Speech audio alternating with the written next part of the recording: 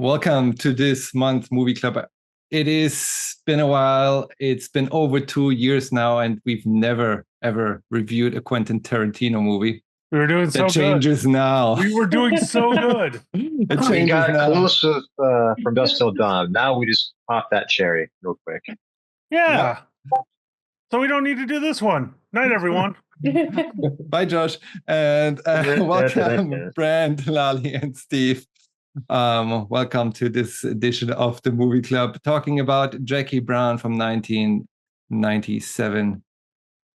How are you doing, all? I hope it's not the first time. I know some of you have never ever watched this movie before 28 years after it was released. Steve, Lali, I know you have watched that before. I haven't. This is Lali's first time. All right. I'm not even. This is not her first Quentin Tarantino movie because I took her to see Once Upon a Time in Hollywood. I think this is my 12th time watching this movie since I first saw it in 2004. Josh, you first, and then Brand. Definitely not my first time. I've had the Blu-ray for this for years now at this point. Wasn't this one of your favorite Quentin Tarantino movies, Brand? Probably my favorite, actually.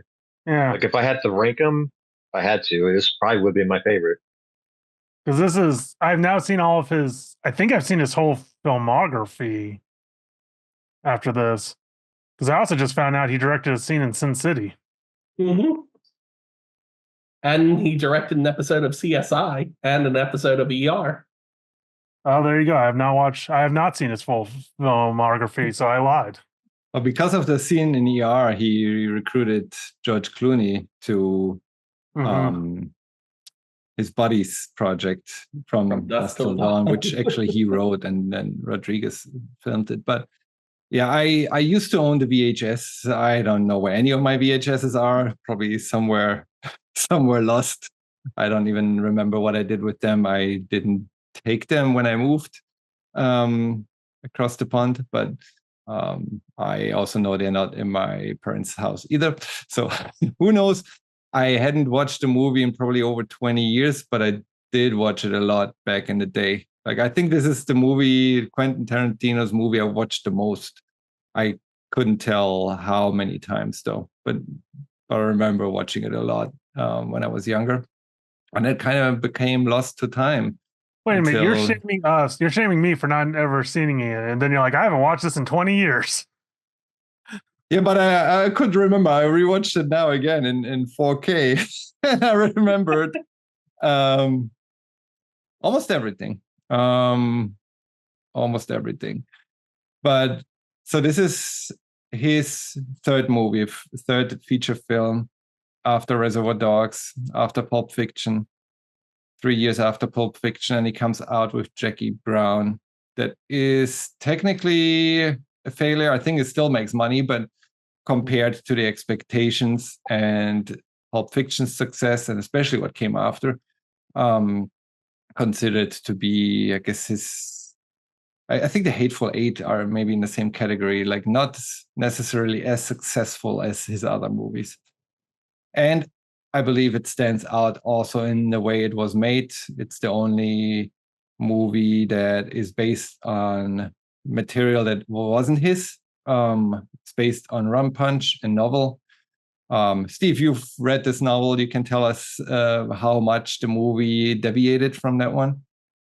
It's very similar. Of course, the tropes that Tarantino is known for, which we can get into later, aren't in the book. The book is a little bit more plot-centered and straightforward, but a lot of the major plot points are still put together fairly well in comparison to the book.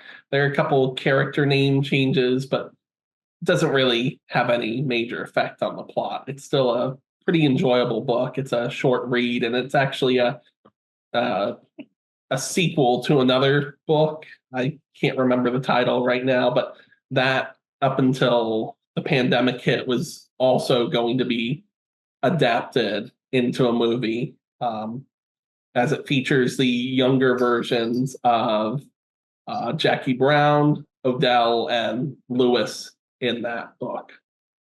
maybe we'll see it one day, maybe not. But if not, this movie stands perfectly well on its own. I was actually shocked to see that author because I think he's most well known for nowadays with Justified, uh, like works based off or properties based off his work. But it also did Get Shorty and Be Cool. One of which was more well received than the other, even though I find them both enjoyable.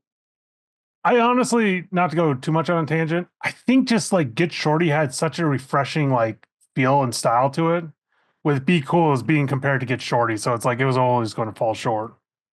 Yeah. Yeah, and that kind of fits this movie because, like, Be Cool was compared to Get Shorty, since you brought it up, this was being compared to Pulp Fiction. And despite Pulp Fiction being the Quentin Tarantino movie that everyone points to as being his defining feature, with Brandon, I think, because this is more centered on something that could actually happen, it's better for it. Pulp Fiction's somewhat realistic, but there are definitely things in there that you have to escape the bounds of reality. This movie seems more realistic and So better. I could be wrong. I heard a rumor that he wrote and directed Pulp Fiction to be very linear, like A to B. And it was his editor who came in and was like, no, let's mix up this story, the plots a little bit. Because like the timeline to Pulp Fiction is a little bit more fluid, where like stuff happens. So I think the problem is a lot of people coming into Jackie Brown was expecting maybe more of that crazy storytelling, like that fluidity, where this one was very linear, where it starts and ends in a very linear path.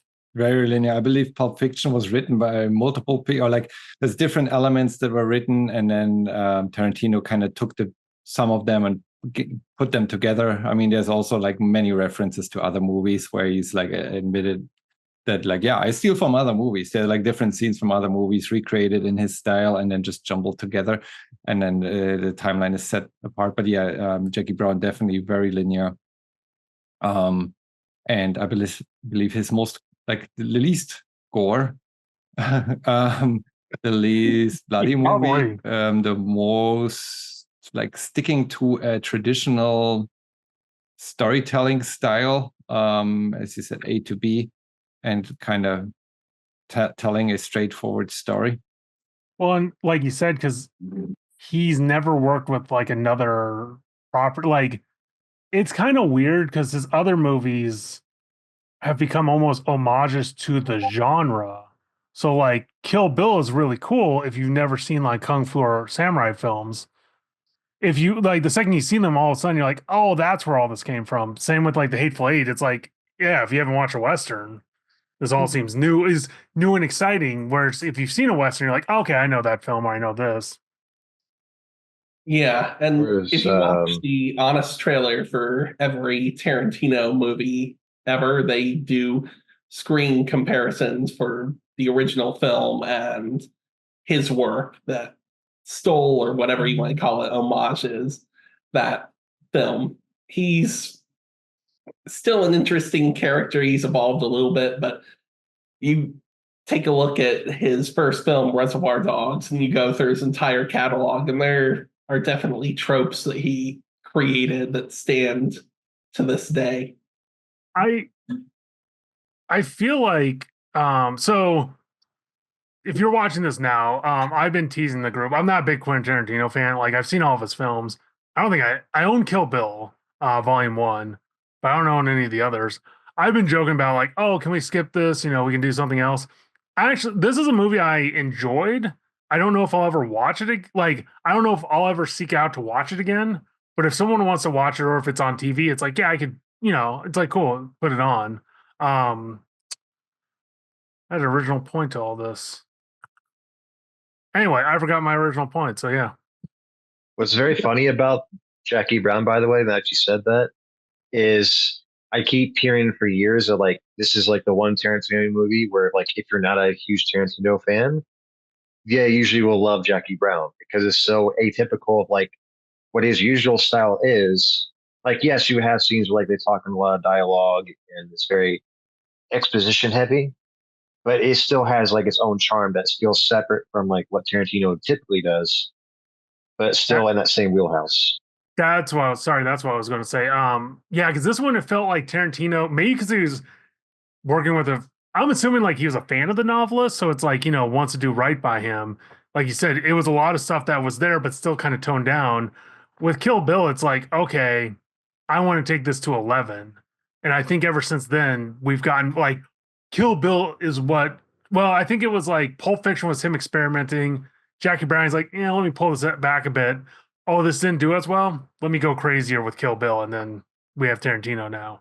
Well, he's even gone meta at this point. I think around the time he was releasing the marketing stuff for Django Unchained, he reflected on Kill Bill and said, these are movies that people living within my universe, the Pulp Fiction is the main world. Kill Bill would be a movie that they would watch in that universe. And they're so desensitized to the violence, it's kind of what they need to evoke any emotion. I think it's also kind of brilliant to me how like this is a Tarantino movie where like there's only like a couple people in the cast that are like regulars, like that Tarantino will use. Like Samuel L. Jackson is like the big one, of course, is the antagonist. But like Pam Grier, Michael Keaton, Robert Forster, like they're not in like any other movies with Tarantino, as far as I'm aware of. I believe they auditioned for other parts in Pulp Fiction, Reservoir Dogs, and he remembered. Like he picked someone else, and he remembered that they had a strong audition, and then went back to them, being like, "Hey, let's keep in touch, and like if I ever have a project in the future." And he's like, "Yeah, this is the project." And then he went back to everyone that he couldn't cast for those other movies. I was shocked to see De Niro. I like I said, I've never seen the film, but it's like I've never seen a still or like an image. I've seen like the intro and I've seen X amount. So when I saw De Niro in the film, I was shocked because I'm like, I've never seen like De Niro in a like any part of Jackie Brown. And in some ways, I'm like, he did a good job, but I'm like, man, that was probably like a small part for like probably the last time he played such a small part. Yeah, and there were a few characters like that in this movie, but I feel like it kind of like they're still memorable because there were still few characters, but a few of them really didn't have that many dialogue. Yeah, because Batman, I was like, especially crazy seeing young Michael Keaton, like in the rockabilly like white shirt, like that was weird. I have not seen that Michael Keaton in forever. And this is like fresh off of him being off of like Batman Returns. This is only like 5 years later. I don't know why, because I knew this was the third film. For some reason, I kept thinking this was made in like 92. Like this felt like more early, like I guess the movie feels more early 90s than late 90s. It's funny that you say that. I feel this movie is so ahead of its time. It could come out like if it had come out last year, it could have potentially won the Oscar for Best Feature, because it is like the change of Academy of who's voting and the change of movie style has a lot to do. I had to look back. What won the Oscar? And this wasn't even nominated, but what won the Oscar in '97 was like Titanic. It's like, oh, okay, it makes sense. So if the Academy from back then and would have voted last year or this year's Oscars, it would have been Dune 2 that won the Oscar. If this year's Academy would have voted in '97, Jackie Brown would have won it.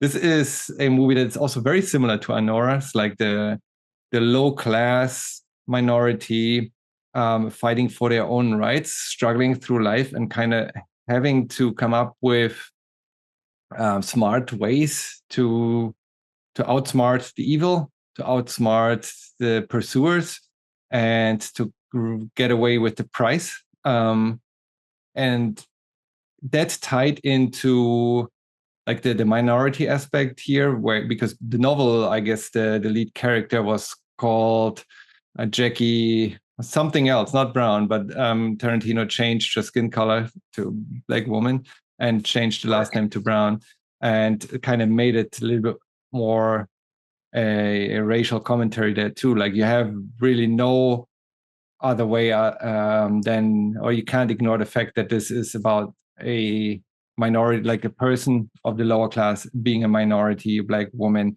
in her, I think she's 44 in this, and which is also completely different to me because again, I watched this in my 20s, and then it's like, yeah, like Jackie Brown is like this old lady, and now I'm like, I'm only 2 years younger than Jackie Brown, but there, other than her being in a wheelchair, I think that's the only thing that you could have been more like, yeah, outside of society. It is made clear that she has no other career opportunities if this falls through. That's what the police also like kind of blackmails her with. It's like, if you don't like play along and help us out, your already shitty career is over. And for her to be a Black woman here, I think that's already for the 90s. Like, again, way ahead of this time. It's time. This could come out this year, next year, and would still hold up. So I was right in some ways. Rum Punch came out in 92. There you go. It's very So funny about too about is like this movie had like a cell phone in it right now. You'd probably be saying like this feels like you could take place anywhere, but like I was watching like, and if any of these characters had like a cell phone, I'm pretty sure like well, there's the movie for you. Because I feel like in some ways this is like neo noir because it's crime. It's got the feel of classic noir, especially the novelist Elmore. Even though I got his name, I always forget it. Elmore Leonard. Yeah, like he wrote a lot of books that were. You definitely could tell he read, like, he grew up on old noir and stuff like that. Yeah, I never read any of his books, but yeah, I was surprised to find how many of his novels have turned into movies. Talked about Get Shorty and the sequel Be Cool. There is just the between 87 and 99, or yeah, there's 1, 2, 3, 4, 5, 6, 7, 8, 9, 10 novels, or 12 novels. 10 out of those have been turned into movies. And prior to that, too, like in the 60s, like there's just a massive amount. He's hardly ever written any novels that didn't turn into books. More like past the 2000s, or maybe a few, but it's kind of insane. Well, I was gonna say, then you got Justified, which is a 5 season series. I swear I've read Be Cool, or sorry, Get Shorty, and like the first Justified book. And I don't know if the books actually were meant to be sequels, similar to how the movies turned out to be sequels. I don't know if that was written for the screen, that they kind of cast the same people and make it like, okay, the music industry is dead. Like, now we turn this into something else. What's the next hottest thing? And have the same people act in their roles in a different industry. But yeah, definitely very interesting here. Written words to different medium. The soundtrack, in my opinion, this movie has the best ever in movie history, best soundtrack that was ever published. Like, I remember I bought the soundtrack like on CD back in the day, and like just listened to the album over and over. And it's like, there's not a bad song in this. Like, completely, like, you can listen to the soundtrack all day long. I can. I don't know. To me, the best soundtrack ever released. I don't know. I don't expect anyone to hate this soundtrack. Yeah, I like that the last song kind of summarized the film. I thought that was kind of cool because I don't remember really watching any movie that has that. When she was like driving off, it's built like a frame because it's the first song and the last song, so it's the opening scene and the last scene, which came from another movie called 110th Street, Across the 110th Street anyway. So the influence is definitely there. Because it wasn't also the opening scene, the one that Torsten has as his background, because that came from like a TV show or something. Like, Because it's like a famous airport or something that has that wall. I don't know about that, but I know the opening scene of the Jackie Brown was lifted from The Graduate when going through like the not escalator. I was gonna say conveyor belt. That was not right. But that scene from The Graduate. Gotcha. I won't lie, like music wise, I thought it was okay. My biggest complaint with this movie, I thought it just got a little long in the tooth. So like when you had that very last scene of her like there, I was just like, I don't like I get where they're going with this, but I don't need this. And I feel like editing down like 30 minutes or so, making this a little tighter, I think would have been a better movie for me. Yeah, talking about different angles. Sure. I do forget this movie is 2.5 hours long because sometimes it doesn't feel like it. But that's also because like I'm so entertained by like the conversation these characters are having and like seeing how the plot strings like develop over the course of the movie. That doesn't really seem to like bug me as much. Like it's like watching Avengers Endgame with almost 3 hours, and by the time it's done, I'm like, wow, I could watch that again almost. The only thing that quote unquote bugged me about this, and I kind of hate when they do this, the plan and everything went off exactly as they described it. So it's kind of like, okay, I didn't need that information because it's like nothing changed or happened. Like I was waiting for Samuel L. Jackson's character to pop up somewhere, like something to just go awry, and it's like, nope, everything except for shooting what's her face in the parking lot, everything went as planned.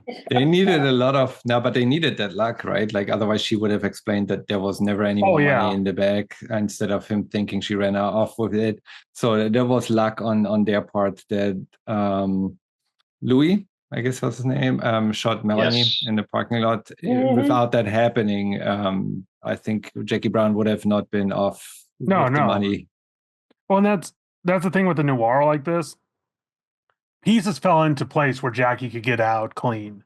Because even without Samuel L. Jackson's character, Ordell, same thing. Because it's like I only got X amount. Like, what do you mean 50K? I was supposed to get my 500 million. Or no, sorry, 500,000. That's the other crazy thing with the movie in the 90s where I'm like, man, simpler times where 500,000 could do something. Well, nostalgia was a lot of what I felt watching this movie.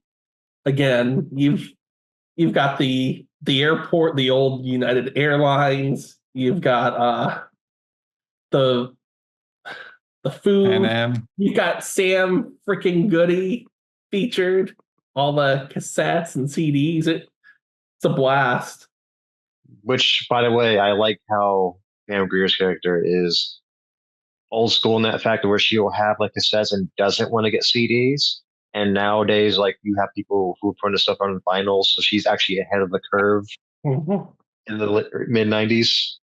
It's relatable. You don't want to invest so much to just switch and potentially be replaced by something else. If you have something that works, there's no need to replace it, right? But I mean, Tarantino even used nostalgia to his advantage with the casting in this movie because this, for a time, revitalized Pam Grier's career. She hadn't been as well known during this time period after her 70s blaxploitation films, and Robert Forster had his career revitalized by this movie too, where he would show up from time to time until his death. Just barely pre-pandemic, I think, is when he passed. And everybody else in the cast is pretty well known, or like, hey, I recognize that guy. Like, of course, we talk about Michael Keaton, Robert De Niro, Bridget Fonda, and Samuel L. Jackson, if I already said him. But like they had careers even after Jackie Brown. So I didn't even recognize Chris Tucker in this. Like, I had to really? That was Chris Tucker. I did. Rest in peace, Beaumont. Don't lay your hands on a black man's radio. An employee I had to let go. No, because that was one of those. That was a weird thing. Like a year or so ago, I saw like a quick snippet. I forget like what part it was. It was his role playing Beaumont in this. Because they were talking about like, because Chris, I don't know if you know this, like Chris Tucker's now a reverend, like in a church. Like he has no regrets to his past acting, but like 180, like he'll never do like Smokey from Friday, like roles like this ever again. He's like, nope, it's like too much cursing. I don't like to like. I think he said he might do The Fifth Element again, but he wouldn't cross dress like literally like 180. Yeah, Which the only is weird in the sense recently like he seems to have committed to is the development hell fourth Rush Hour film, but he'd be a changed character, which is fine. It's nice to see some evolution from characters. Well, because it is weird because it's like Chris Tucker at his most like I don't say low key, but definitely like restrained, I would say. Oh yeah. Yeah. Oh yeah. Well, he was sleepy. He'd been in jail and he'd smoked a bowl. He was relaxed. The only thing that convinced him to get out of the house was having those munchies because Odell had to convince him to come out by offering him a meal after he did the work. But I can't believe it was Roscoe's Chicken and Waffles, though. I'm like I had to get in the trunk too for chicken and waffles, so I can't say no to that either. I need you in the trunk. It's like you're gonna die. Like no one. Like that was a terrible. I do love that one shot though of like it's still darkly comedic of him just going like just drive around the corner. Hey man, what's up? This is the second film in a row for Tarantino at that point that a character like that does not make out well in the back of a car because poor Marvin and Pulp. Shit. Man, I shot Marvin in the face. Also, I know Samuel L. loves working with Quentin Tarantino. I swear Quentin Tarantino's goal with Samuel L. is to make him look worse and worse every movie. Because, like, the little, like, rat tail goatee. I wanted to rip it off. I was like, I cannot. Because I'm like, and I get, like, Ordell's supposed to, like, he's trying to be, like, bigger than he is, slicker than he is, like, but I'm like, someone, one of his girls would cut that off in the middle of the night. Like, somehow the goatee is longer than the ponytail. Oh. That's when he was bald. Well, also, I know it was the 90s. It was a different time, but was it Sharonda? She was like 16 or 17 years old, and Odell's definitely in his 30s at least. Also, it's definitely I've noticed something with living in the South. I've noticed something with Californians. They really love to crap on the South. Because like listening to her talk about Georgia, I'm like, woof. Like, yeah, she had no shoe, like she was like one step away from not knowing English. It's like, holy shit, this did not age well. No. I mean,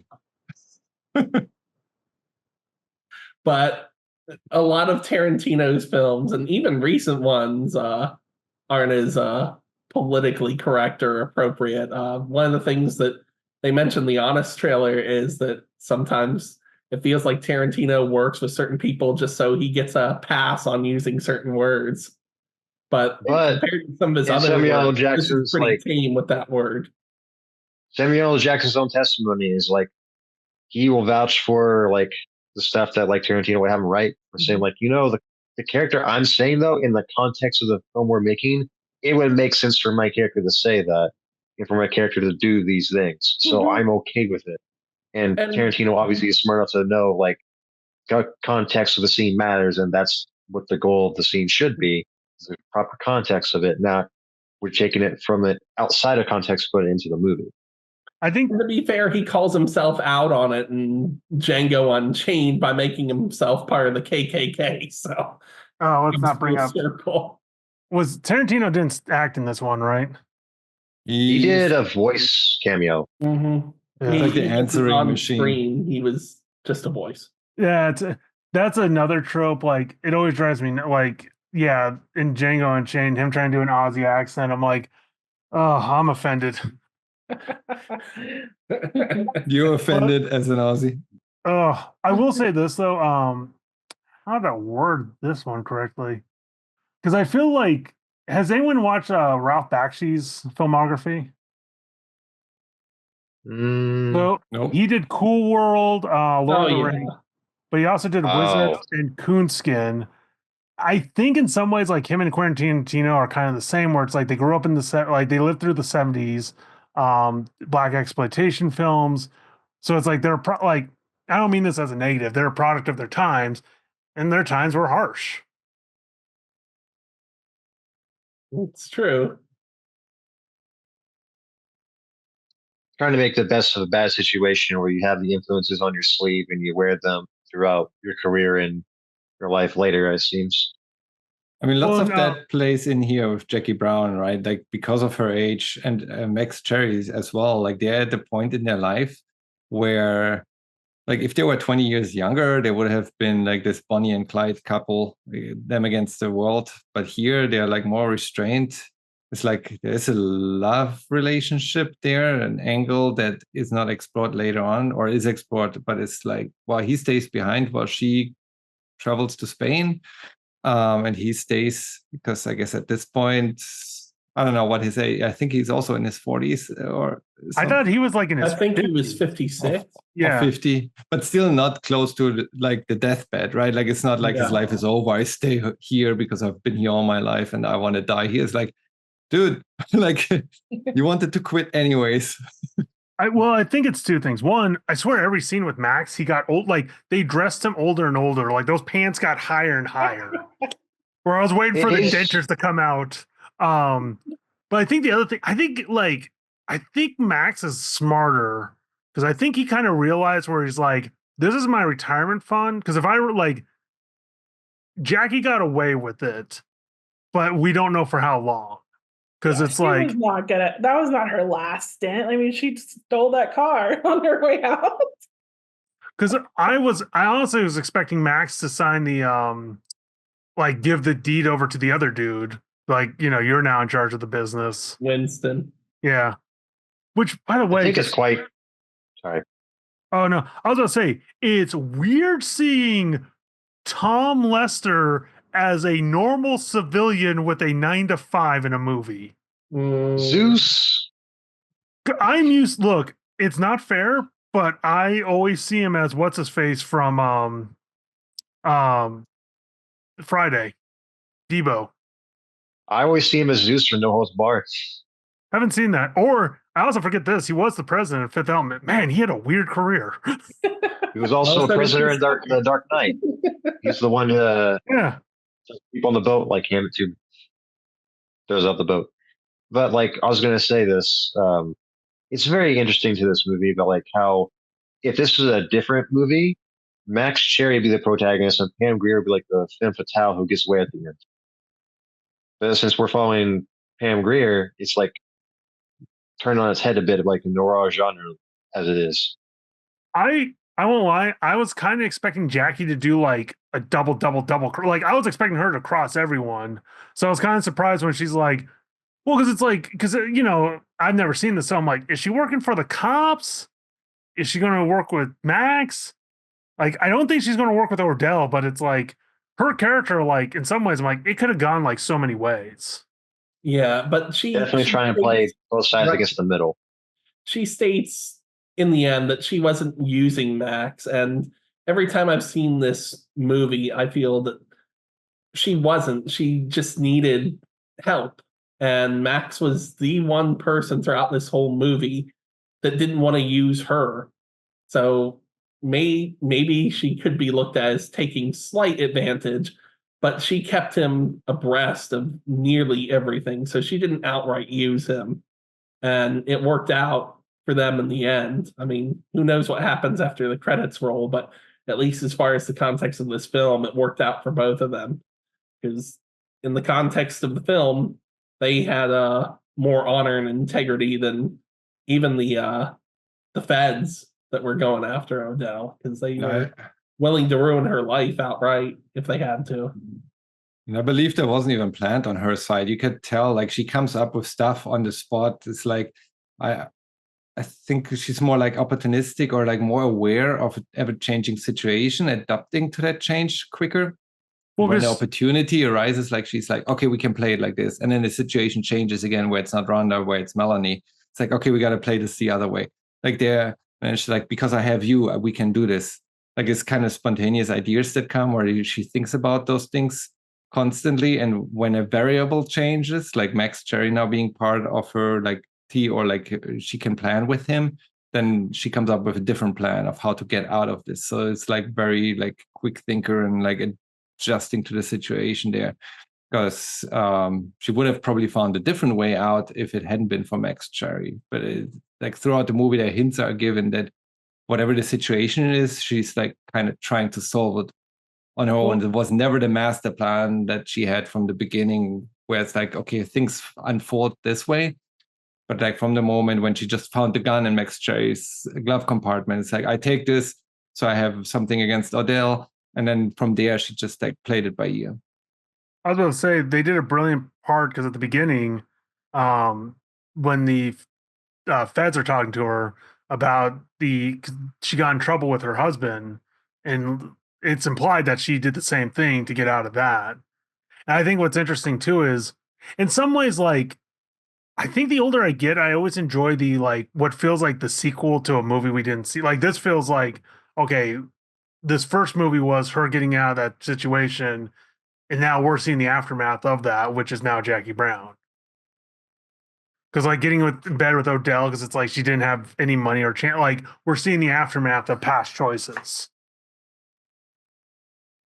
Which works because it is a sequel to the other novel that unfortunately hasn't been adapted. But you're right, it feels like she went down a path and had to learn, because there are several female characters presented here to different degrees of success, and you compare her to Melanie, who Odell says is smart, and when she's talking to Lewis, she seems pretty smart. She's just overconfident and feels like she's better than everyone else.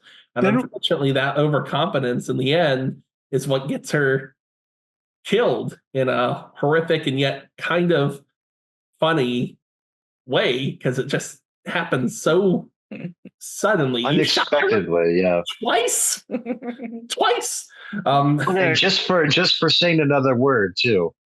Yeah. Can we all agree though that was the most awkward 3 minutes we did not have to see in a film? Which ones? The kitchen scene. I know 3 minutes. Robert De Niro laying pipe. Yeah, a little bit. Do you want to fuck? 2 seconds. 3 minutes later. Just the smash cut to them smashing. So yeah, but I was like, man, I'm like, this is awkward for everyone. I don't know if it's awkward because it's Robert De Niro, or just because of it coming out of nowhere. But I think it's more awkward than seeing him get down in that Dirty Grandpa movie, and that was part of what about. I think it didn't really come out of nowhere for me. More so, it's just like it's just how casual it is, where it's like they're in the middle of a conversation. As soon as they're alone, it's like, hey, want to have sex? I'm like, okay, then just immediately cuts to that. Because there was a build up before. She's been flirting. Odell knew that was going to happen. Also, it's interesting now knowing that he's a huge foot fetish fan, because it's like there's no nudity, but because I feel like there kind of is, since there's feet. I was about to say, because I don't feel like Pulp Fiction had any, because this is the first like. Oh, it does. It does. Oh, yeah. Okay. There's a lot of close up when they're reviving. Oh, that's right. What's her name with the adrenaline shot? Yeah. And Uma Thurman. They point at the feet several times during Uma Thurman, and they dance without shoes. Dancing, yeah. And here's my thing, I'm not gonna yuck on your yum. It's your kink. It's your kink. It's just weird with Quentin Tarantino because it just feels like we're all like, did you make this film to get this? Like, how much was left on the cutting room? I guess that's the real question I have. No, that was. I guess it's once you see Dawn. it, you can't unsee it. That's part of like the problem. Just that like, how did he go about getting those shots? did he ask them? Well, it's not like it's not a Dan Schneider situation, fortunately, but it is still really awkward, especially when you reflect on From Dusk Till Dawn. It gives even more meaning to that scene where he practically swallows the freaking foot. He just basically wrote that for himself. He's like, I just want Salma Hayek in this role, and I want me to be in this role. And look, I'll be honest. If I had enough cash and I can get away with having work pay for a kink, sure. But we all don't live in that world. You'd be making a whole different kind of movies, I guess. But also, no, but I will say this though. The problem is there are times I'm like, that is a good shot. Like, yes, it's a foot fetish, but it is a good shot. It is. And respect for Uma Thurman, who had to deal with it twice. I mean, because I that. No, here's the thing.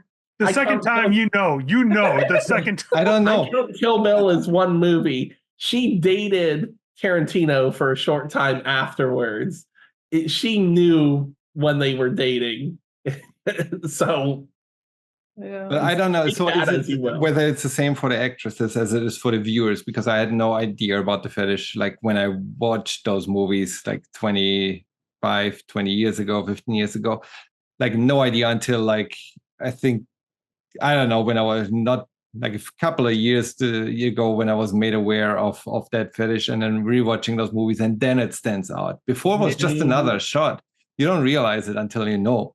And similar, it could be for the same for the actresses. They don't know. He's just, we put the camera here and you sit there and put your feet there and it's all good. and later on, how many of them are like, oh. Well, I'll say this though too, and like I said, not to go down this road. We're at least getting a very PG fetish of this. Because it could be a lot worse. Mm-hmm. Actually, if for you sure. know in a PG setting, watch King of the Hill when Peggy becomes a foot model. Oh yeah, or you could watch the second season of Weeds where the foot fetish goes in a different place. But in my notes, the foot fetish appears 6 minutes in because I have written here foot fetish. 6 minutes in, Tarantino loves them piggies. Also, it becomes its own drinking game whenever you watch a Tarantino movie. It's like take a shot for every time it happens. I don't know. It's like, well, you might be drunk afterwards. Oh, Hateful Who's showing their feet? I don't know. That's the only Tarantino movie I've never watched. I got that gap. That one. Well, you have two different options. You have the 3.5 hour version that they release in theaters, or they extended it for Netflix and it's 4 hours and 45 minutes.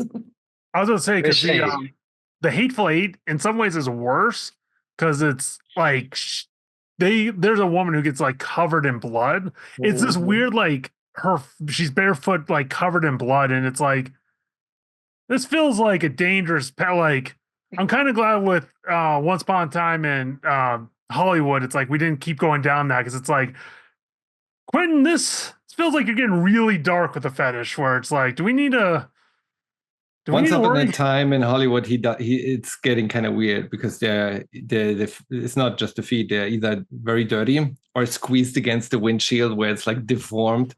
It's like, okay, you're going into a different kind of niche of your fetish. So averting expectations, I suppose. Try not to make it look pretty. I think, to be fair, though, Once Upon a Time in Hollywood with the feet stuff is more normal than Death Proof, where he has the foot severed and focuses in on it. That's a little bit more weird. I'd love, now that she's gotten more notoriety, to have Mikey Madsen comment on having to work with Tarantino and show off her feet in Once Upon a Time in Hollywood.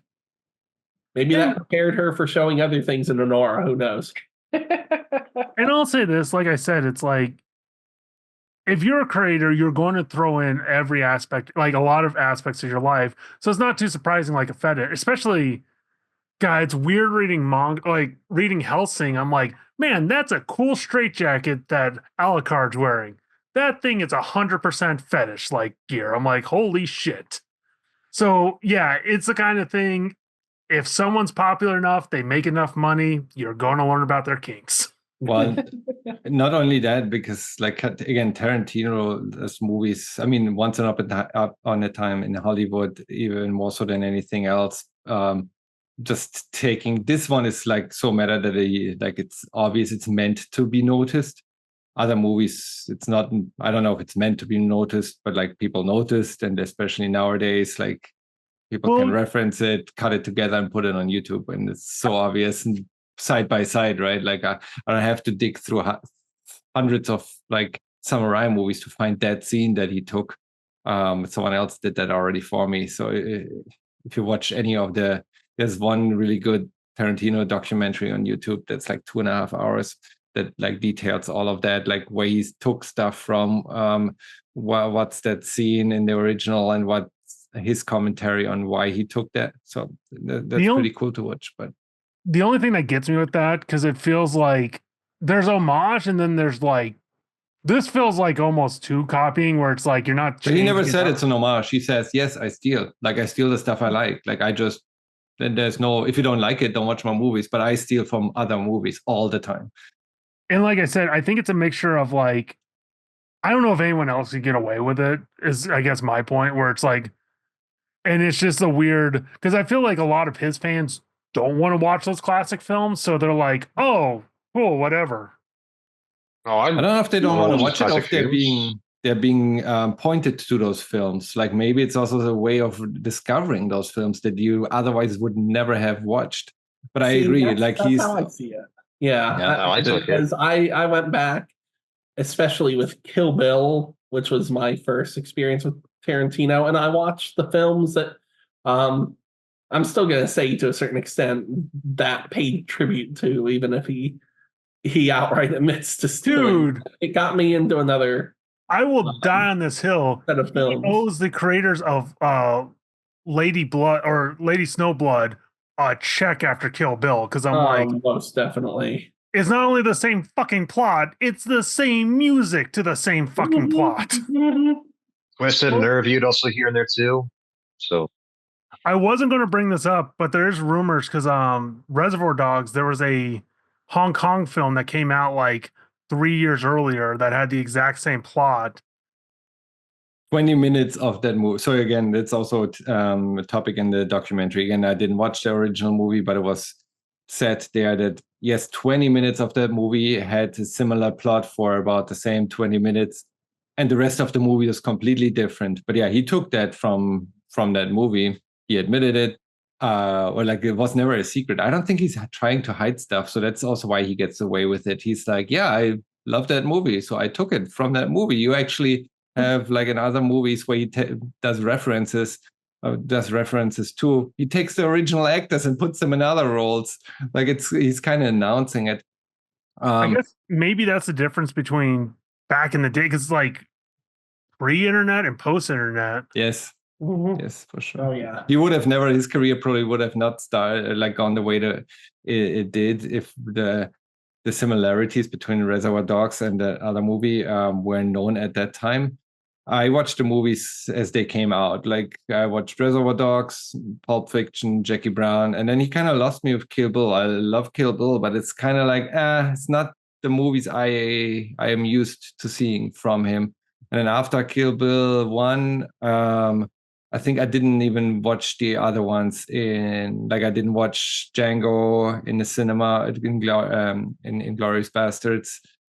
I might have watched it at the theater, but all the other ones I watched just years later when they came out on either streaming, not how he intended them to be released. But I kind of lost, not interest, maybe interest, but it wasn't like this, like, oh, I gotta wait for the next Tarantino movie because this is the coolest thing ever. How the first 3 movies were. I also do consider similar to Brand, like Jackie Brown. I don't know where I would put it first or second, but like Pulp Fiction and Jackie Brown are both his best works on the same pedestal, number one. Agreed. And as far as his filmography goes, he's the one making these movies. He can label them however he wants. But as far as I'm concerned, if we're looking at completely original films, we have Reservoir Dogs, and I'm not talking, Josh, about the stuff he stole, but for original quote-unquote films, we have Reservoir Dogs, we have Pulp Fiction, we have Kill Bill, which I count volumes 1 and 2 as one complete story. So that's 3 films, not 4 in my head canon. Then Inglourious Bastards, Django Unchained, Hateful Eight, and Once Upon a Time in Hollywood. He is not one film away in my head canon. But again, not Death he's Proof. The director. He can do whatever he wants. Well, you forgot Death Proof. I don't know if he counts that or not. I don't count that because that was a collaboration with him and but it was too long. Rodriguez. I count it because it's one half of two whole, or one half of a whole there. But then you would have to count 4 Rooms as well, and he doesn't. Like, I don't think he does. So in his mind, he actually admitted, like, he's one movie. He has this 10th movie standing out. But he also said he would never get married until he's done making movies. And he did get married, and he hasn't done the 10th one yet. And he said that Kill Bill Volume 3 would not count toward his 10 films either. We're still waiting, 21 years later on that? But the fact that he has actors from that under contract from all the way back then, who knows? Maybe that'll be the film to close out his filmography. It's certainly at this point not the prequel to Jackie Brown. It's not his Star Trek movie. And it's not the proposed collaboration with DC either. Well, he also said we were going to get a director's cut of Once Upon a Time in Hollywood a year after its original release, and that didn't happen. No, we were lucky to get that film, period, after all that went on behind the scenes. I'm really glad we got that, and even though he's not involved in the sequel series, I'm really glad that we're getting a renewed focus, because that movie came, it went, and I don't have many people who bring it up when talking about Tarantino. Once Upon a Time in Hollywood? Yeah. I personally dig it, but I also go into it like the same thing of like, don't take it too seriously kind of vibe with it. Like, I go into the same kind of vibe as I go into like Pulp Fiction, where it's like, I go into it not expecting like a deep drama of any sort. I go into it expecting like, okay, have like a fun ride with these characters in this particular setting and just roll with it. Because like they have the Manson murders in there, but they also are doing it in cheek. So it's like, I think it's like his other films meant to be blown up beyond reality. So while I understand the Lee family taking offense at Bruce Lee's portrayal, it's not Bruce Lee. It's a parody of Bruce Lee. And if you're going to be offended at that, then be offended at the way the Manson family was portrayed too, despite them being serial killers. Again, watch that documentary, because there actually points out and shows Bruce Lee, and it's because China refused to publish Once Upon a Time in Hollywood there with the Bruce Lee scene. Unless he took it out. He said, I'm not going to take it out because it's actually how it happened. And there's like material that proves it, where there's a stunt double that was practicing with Bruce Lee, who was teasing him, but also could take those hits. And Bruce Lee actually and him became friends later on, because the stunt double wouldn't complain about how hard he was hitting him, and he learned from him. And then later on, they're like showing clips of like movies with Chuck Norris that he adapted to that fighting style. It's like, okay, that makes a lot of sense. So it's more of an homage or a nod to that. I agree the character doesn't come off as too intelligent, being like a little bit over the top, but I guess that was also Bruce Lee. Also, okay, that movie came out in 2019, right? Uh-huh. You also have, and I'm saying this as a white male, you have a white male beating up on one of the most renowned Chinese actors. And martial artists. He's not beating him up. One gets punched, then he gets punched back, and then the wife comes in. I'm just saying the climate at the time, like there's certain things where it's like, yeah. Because I forgot this came out 10 years ago. Because I actually went to the screening of The Hateful Eight in theaters. This is my pamphlet. Did you get to enjoy it on the original, like what was it called? That old school, like the different ratio and like. And this movie, I forgot Walton Goggins was in this one. He's great. See, like this movie and Inglourious Basterds pissed me off though, because Tarantino always breaks his own rules, and it drives me nuts. Inglourious Basterds pissed me off for a different reason, but it's because I'm German, so and it's not what you think. No, I wasn't. I realize now how that sounds. So I gotta explain that. No, as someone with both German those poor and Nazis. Those uniforms were off. This cross goes on this side. So the way that they realized that Michael Fassbender's character is not German is because of the fingers, right? Which is absolutely true. In Germany, you say 3. In the US, you say 3. In Latin America, you say 3. So you can recognize where someone's from by how they hold up the number 3. So that's still accurate. Me watching the movie, though, I could tell the whole time because Michael Fassbender has an American accent when he speaks German. So to me, this was totally unrealistic the whole time. They cast German actors, very famous German actors, throughout the entire movie. Til Schweiger, Daniel Brühl, like all of them. And then the character that is actually crucial to being not detected to be German, having an American accent throughout the whole movie, it's like, yeah, maybe he speaks some German, but he doesn't speak good German. I'm going to say what we're all thinking. Torsten, I thought you were from Boston this whole time. Look, dude, I would never be expected to be cast to play Magneto. So I would never expect to be cast as an American in any movie. So actually, that's okay with me. What okay, that trailer, I still love that fucking trailer. And I want that movie because I never got that fucking movie. Because it's like, we're going to do nothing but kill Nazis. I'm like, yes. I'm sitting in the theater with my drink. I'm excited. I'm like, man, there's a lot of things going on, but not a lot of Nazi killing. Especially because it should have been Mike called Myers. Should have been called disgruntled French chick with the theater saves the war, not Inglourious Bastards. Operation Valkyrie. That'd be a badass name for a movie. And I get it because it's Tarantino's style, like the hyper different reality. And this is just kind of bitching. It's weird seeing Adolf Hitler get killed in that movie. And in some ways, because I'm like, him committing suicide is more embarrassing in history than getting killed like by Americans. I mean, here's the thing, though. I've seen that before in fictional media where, like, the Human Torch literally fries Hitler to, like, ashes. There's nothing I'm not used to. Where we're like, oh, yeah, he suicide in a bunker somewhere. Actually, this is the real story, like this alternate history kind of thing, which Metal Gear fan I always find fascinating. I just wanted to watch Nazis die. Basically, I wanted G.I. Robot. G.I. Robot delivered. Fair enough. I can't argue with that. Like, G.I. Robot's like, I want to make friends and kill Nazis. I'm like, that's what I want to do. Well, if this was the 1940s, you'd be okay. And fortunately, it's 2024, so...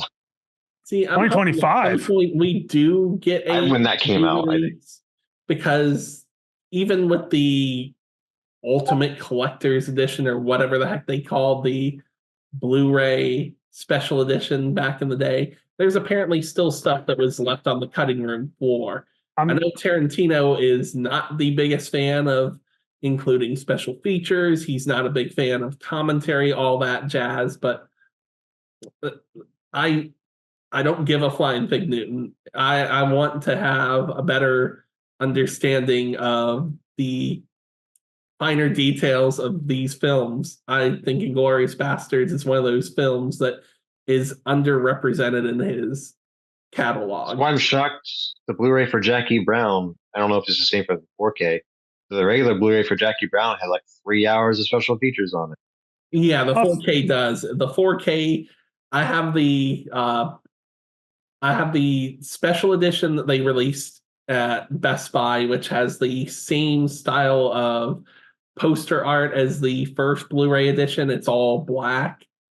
And I have the Blu-ray, and now I have the 4K. The 4K, I wasn't expecting them to be able to upgrade the quality any further. It looks like a brand new film. So, it looks retro and modern at the same time. It is.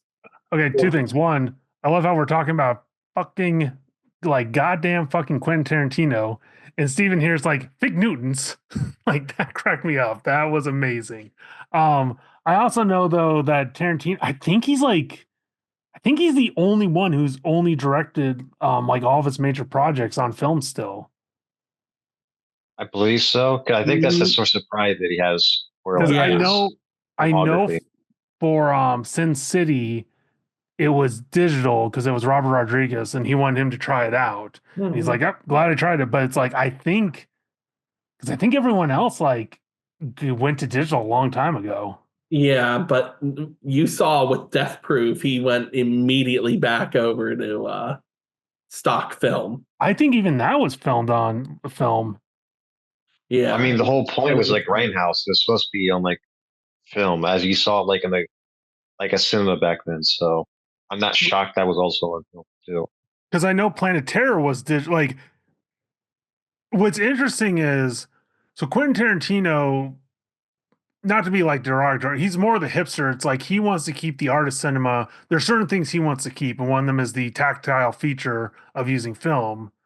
Or Rodriguez is like, man, if I can make this cheaper and faster, I will adopt that technology.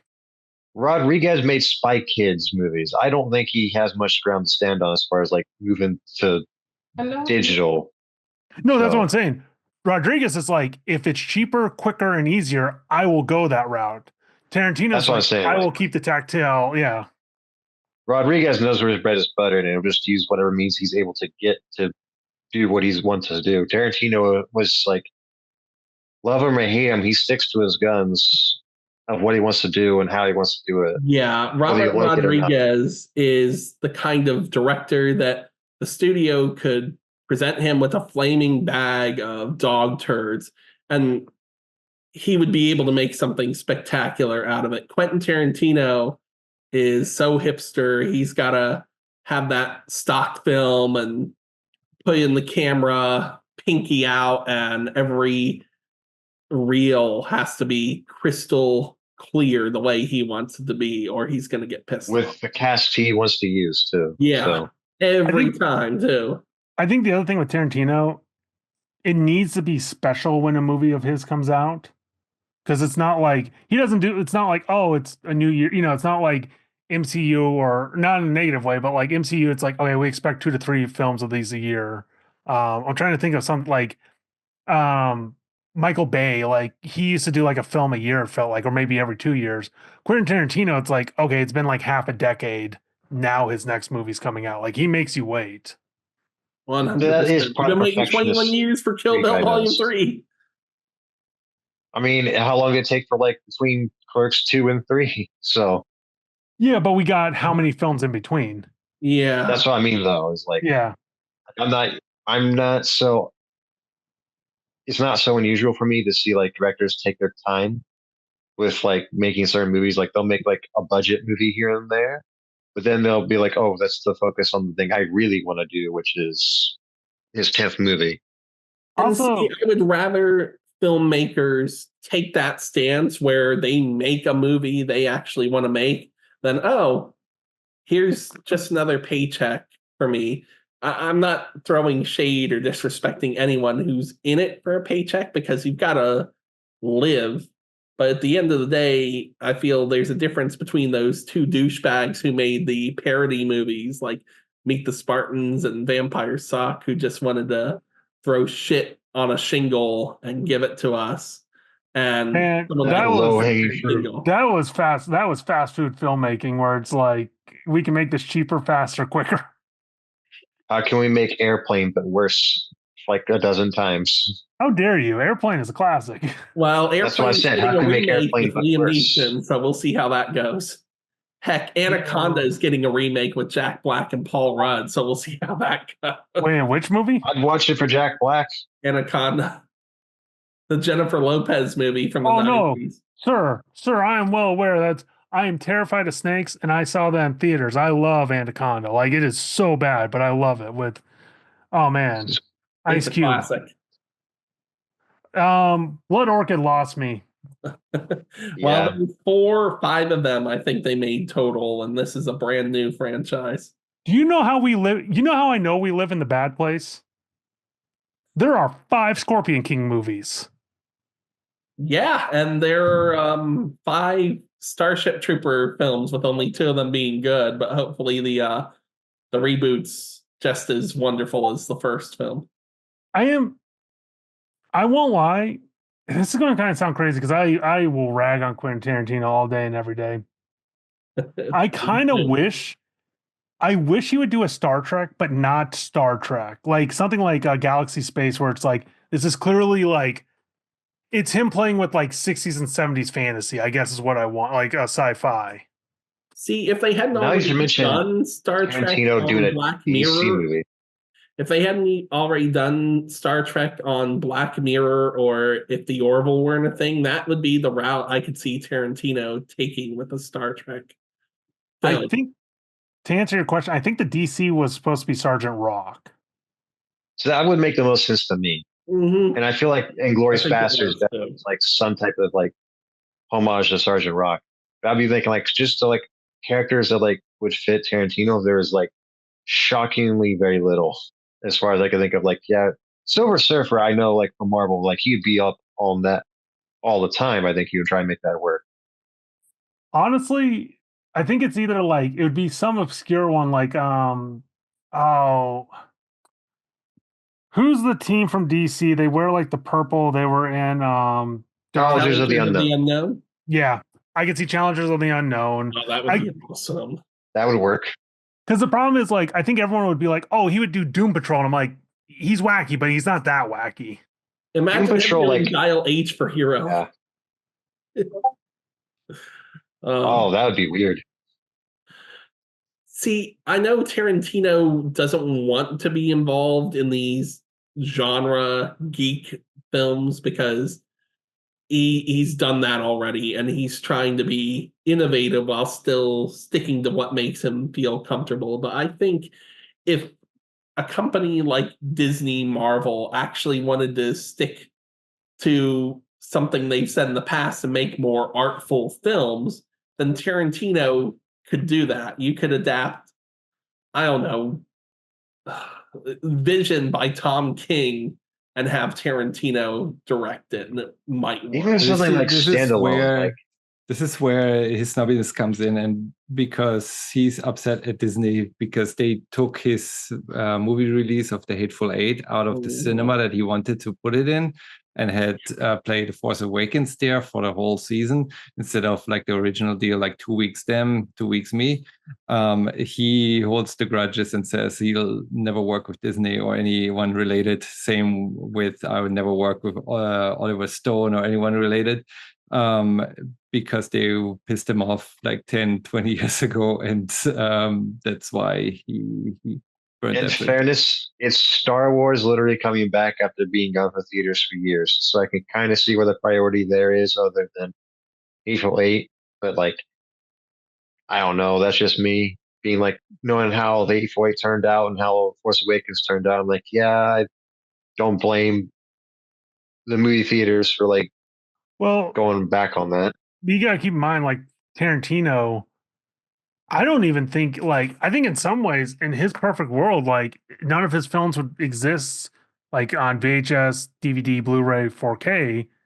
The idea would just be like, hey, the local cinema is playing the, like, in his world, you go see it at the local cinema. Well, that, and it was actually shot on a certain it was shot on the same cameras that Ben-Hur was shot on. They restored them, and therefore they had to also use the projectors in the cinema that was fit and equipped to show that movie the original way. Obviously, later on they like showed it in other cinemas too, but there are not that many theaters that are able to show the movie he intended it to show. That's why this theater was so special to him, and like they had the contract in place already, and then they changed it up because they were blackmailed by Disney. That's why.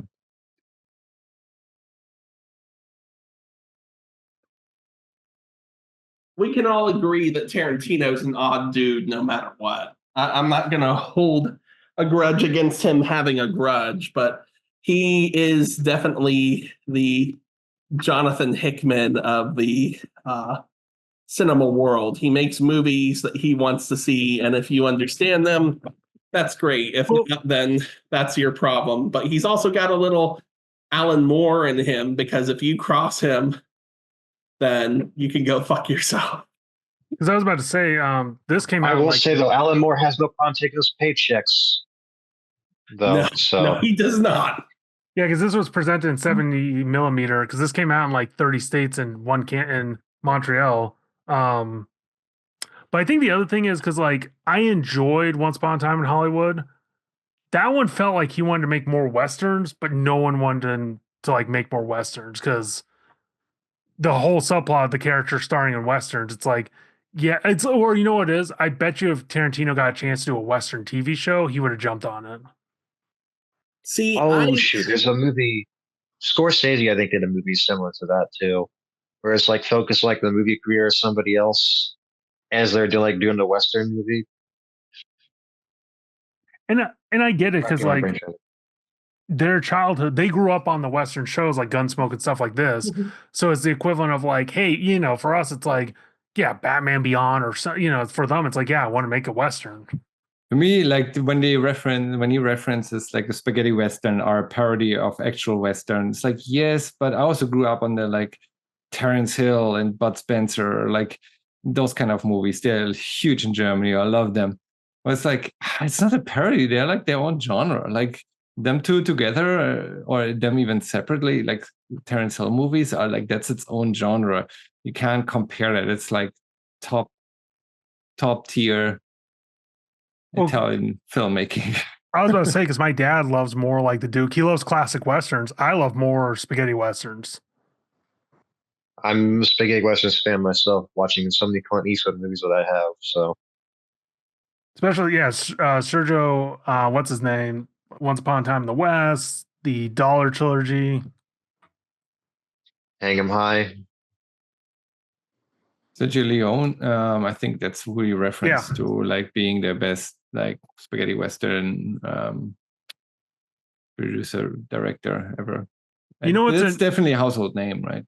Oh yeah.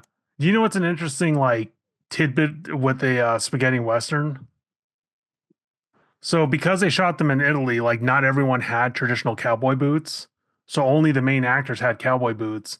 So if you like one thing that makes a spaghetti western is they do a lot of medium and close-up shots because not everyone had boots. Watching some of the documentaries that show some of the finer details of those movies, it's a real treat. It gives you an appreciation for them doing so much with a lack of technology back then. And I will say, God, I can't believe I'm going to say this and it's going to be recorded. Tarantino, it's like, he's definitely one in a million, but it's like, he's a breed of filmmaker. It's like, we're probably never going to see again. Like just because like the way he does stuff, his answer to things. I mean, some of it too, it's the weird, like you said, he's got some weird tropes because like, especially in this movie with back to Jackie Brown with Lewis and Ordell, their first scene, I'm like, I have no idea. Like, are these the heroes? Are these the villain? Like, are these the protagonists or antagonists?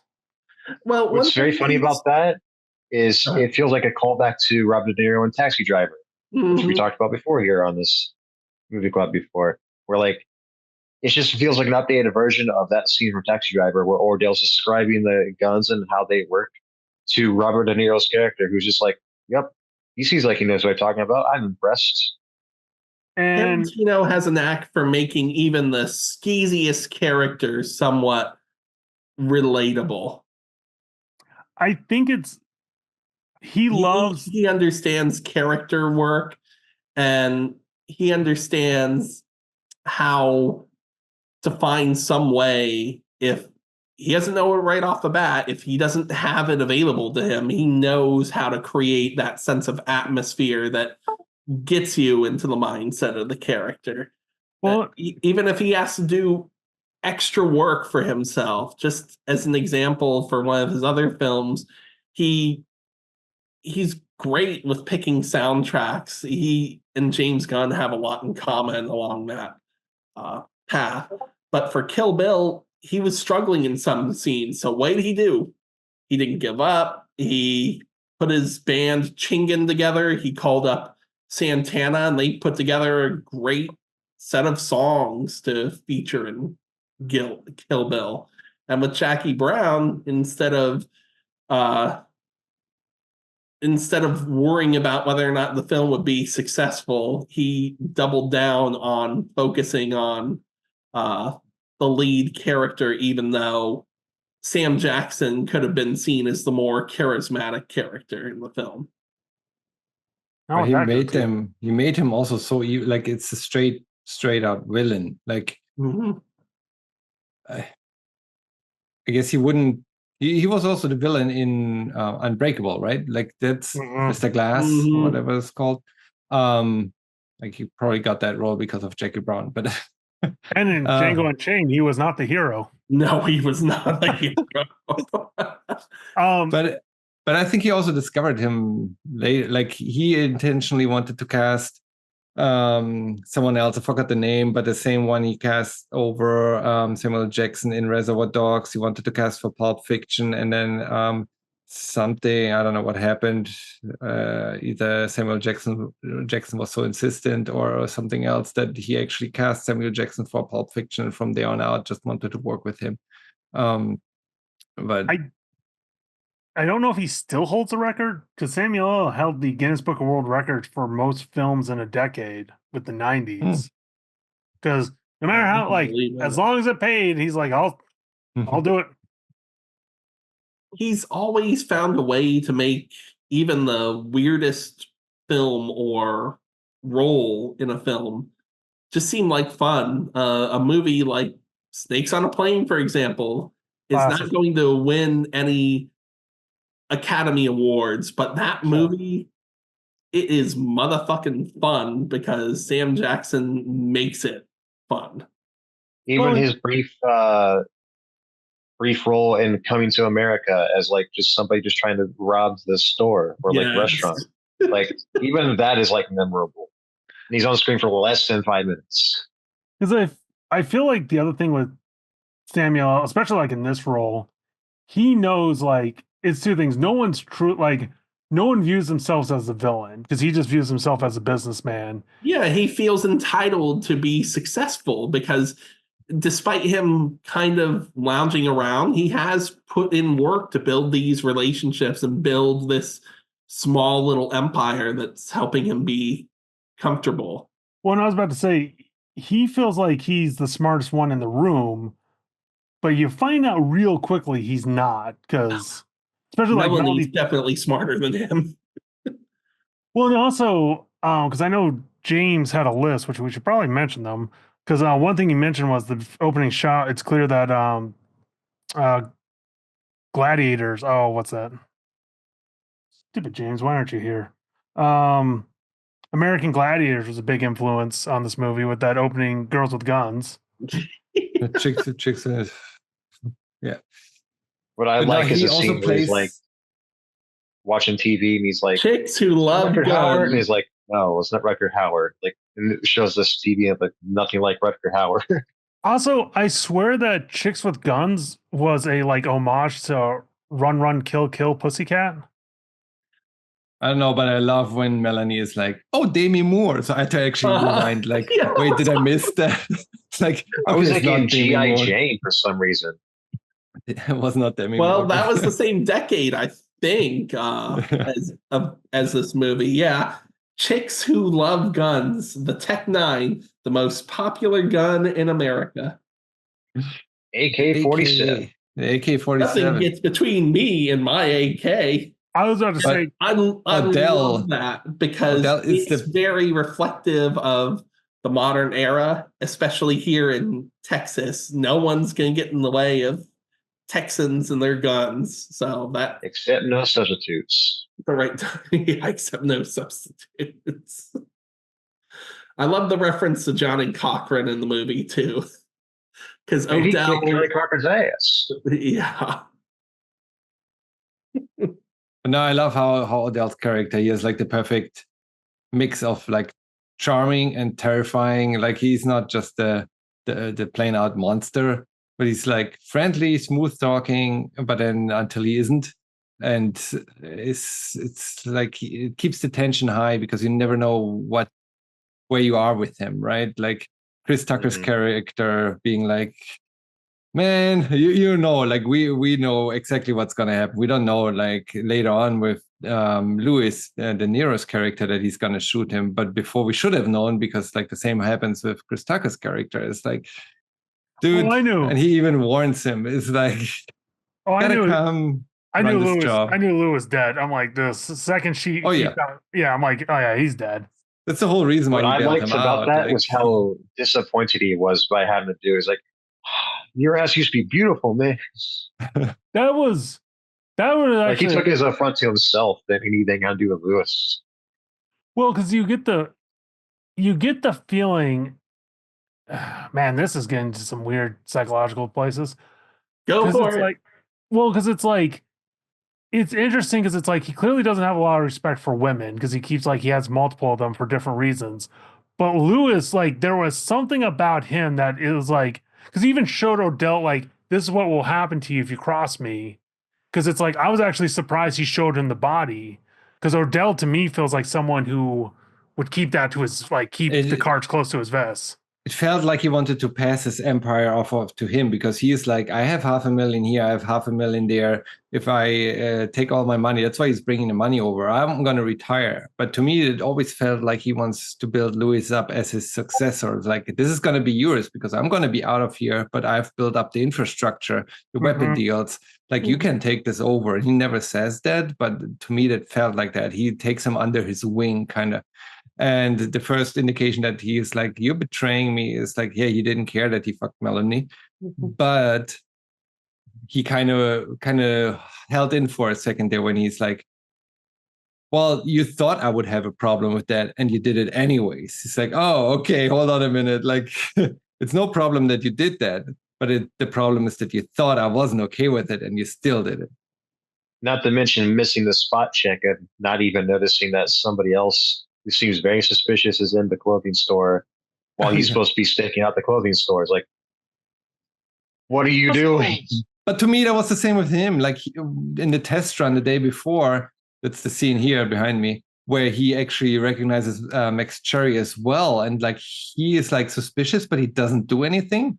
And then he gets upset at Lewis for the same thing. For the same thing. It's like, I won't lie, because I honestly was waiting for Samuel L.'s character to pop back up, like at the end, like because it's like he saw Max in this, so I was like, okay, we knew he was at the strip club, but I was expecting him to be like waiting in the parking lot and shoot Max. Yeah. Also, we talked about earlier, but Maxwell feels like he should have been the dime novel hero to this. Yeah, if this is like a movie before this happens, like we'd be following Max Cherry like the entire way. Like he'd be the protagonist, he'd probably have like the narration, like the whole nine yards. Not only before that, like any other director during that time. That's why I think this movie is so far ahead of its time that like any other director until maybe 10, 20 years ago, this would have been the way. And that's any other director probably would have gone a different direction with the relationship between Max and Jackie. They would have fallen into bed quickly. He would have left and followed her. But Tarantino presents them as these two people who do have feelings for each other, but they know they can't follow one another. Max knows he has to let her go and lead her own life because she's not one to be caged again. Not that Max would do that intentionally, but by allowing her to go off on her own, she's able to set her own course, something she hasn't been able to do for a long time, and vice versa. Max at first felt obligated to retire because he just couldn't handle it anymore. But he realized after helping Jackie with her situation that there was the potential for him to feel renewed in that job, and he doesn't follow her. I didn't even feel like it was that. I felt like he was scared of change. Where it's like, and I feel to an extent. I also feel like he decided to go with Jackie. The problem was she took off. No, she wanted him to come. Like no, she's like, no. Like, I agree. I'm saying on the phone, I think he decided to go with her, and then by the time he hangs up, she's already gone. So he regrets that decision, or maybe he regrets like not going. I think it's a bit of complicated feelings there because obviously I think he cares a little bit like in some way for like Jackie, but also has to realize like, no, it would be the wrong move for me to also follow her along too, because like I have to let her go and let her do her own thing because this could just easily snowball even worse than it already has. And that's what I'm getting at. It's a more mature relationship. There is love there, but they're setting aside their need to be together for something more important. Whereas if you look at someone like Odell, he doesn't, as Josh said, he doesn't care about any of these women. They're just fuck toys, means to an end, as he references. But with Lewis, help me with the timeline, but I think they did 2 years together in prison, Odell and Lewis, and it was what, like 20 years before the events of this movie, something like that. Odell sounds about right. Odell loves Lewis, not romantically, but like as a brother, and he does want to show him the ropes and build a better life for Lewis. But unlike Max and Jackie, who are willing to be selfless in their actions, Odell, even if he wants to improve Lewis's life, he wants to improve it his way on his terms. And if you screw up, I'm going to blow you away. Well, it's also that happens quickly. And it shows that any love that Odell is capable of is completely narcissistic and self-serving. So he's going to need a violent end either way he went in this movie. Look, not to defend the sociopath antagonist, Lewis was a screw up. Like the dude was just getting high the whole time too. Like he wasn't. To be fair to Lewis, and I mean this in the most like kind of backhanded way possible, he did spend probably more than his adult life in jail. So any kind of freedom that he has, it might as well be like alien concept to him. Like, how do you smoke weed? Essentially, like it's been like years since I've done it. He was in there for 4 years, I believe, for his latest stint. And he had to get better clothes, too. He didn't know how to dress himself. Also, that is such a, like, I can't imagine De Niro playing that kind of character again. Because, like, I like Bruce Willis, but Bruce Willis kind of plays, like, a lot of Bruce Willis film. But De Niro in this, I'm like, I am really shocked that you actually agreed to play this kind of part. Which is weird, because this is like De Niro towards the end of playing these kind of parts. Because, like, Meet the Parents and like his more comedic roles happened not too soon after this. Yeah, so, like this is only 2 years away from him being in Heat. So, but it was also like it felt like the personification of the John Travolta Pulp Fiction meme, where it's just like, well, what's going on here? Like you felt kind of lost. That was the whole movie. See, if he had lived, I think he could have, since this takes place in the same timeline as Reservoir Dogs and Pulp Fiction.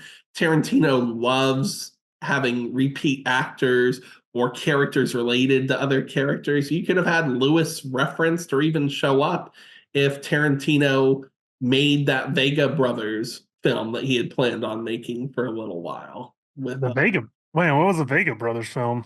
It was Michael Madsen and John Travolta, because they're related. Oh.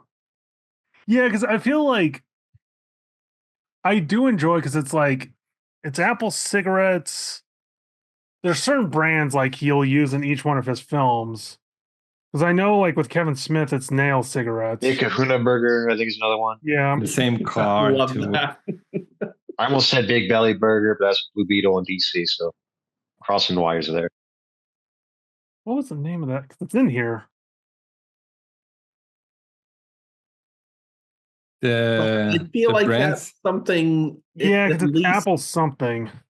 I feel like that's something, at least as far as characters go, that has kind of been dropped from Tarantino's film. You don't have as many connections in these later films as you did in the earlier films, which is fine.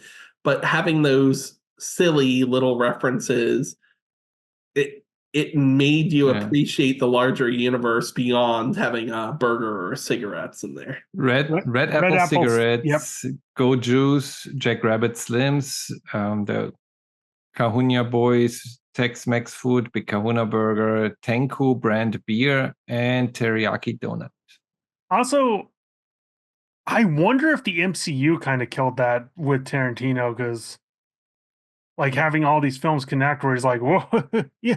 Because like I said, he's pretentious in a way where he's like, well, this is now the mainstream thing. I will not be doing this anymore. But I think it still is, because again, it's like the first 3 movies, right? They're separate. Those are like our world, real world, and everything Kill Bill and after is the movies that those characters watch.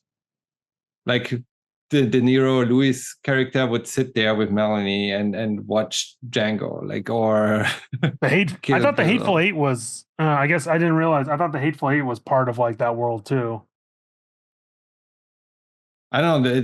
It's kind of rewriting history after that, right? Inglourious Bastards, Once Upon a Time it's also in like Hollywood. a more 90s version. What's there? A more 90s version of like The Breakfast Club and not Fast and Furious High, but like 16 Candles, and how Planes, Trains, and Automobiles, and how all those movies are somewhat connected with John Hughes movies.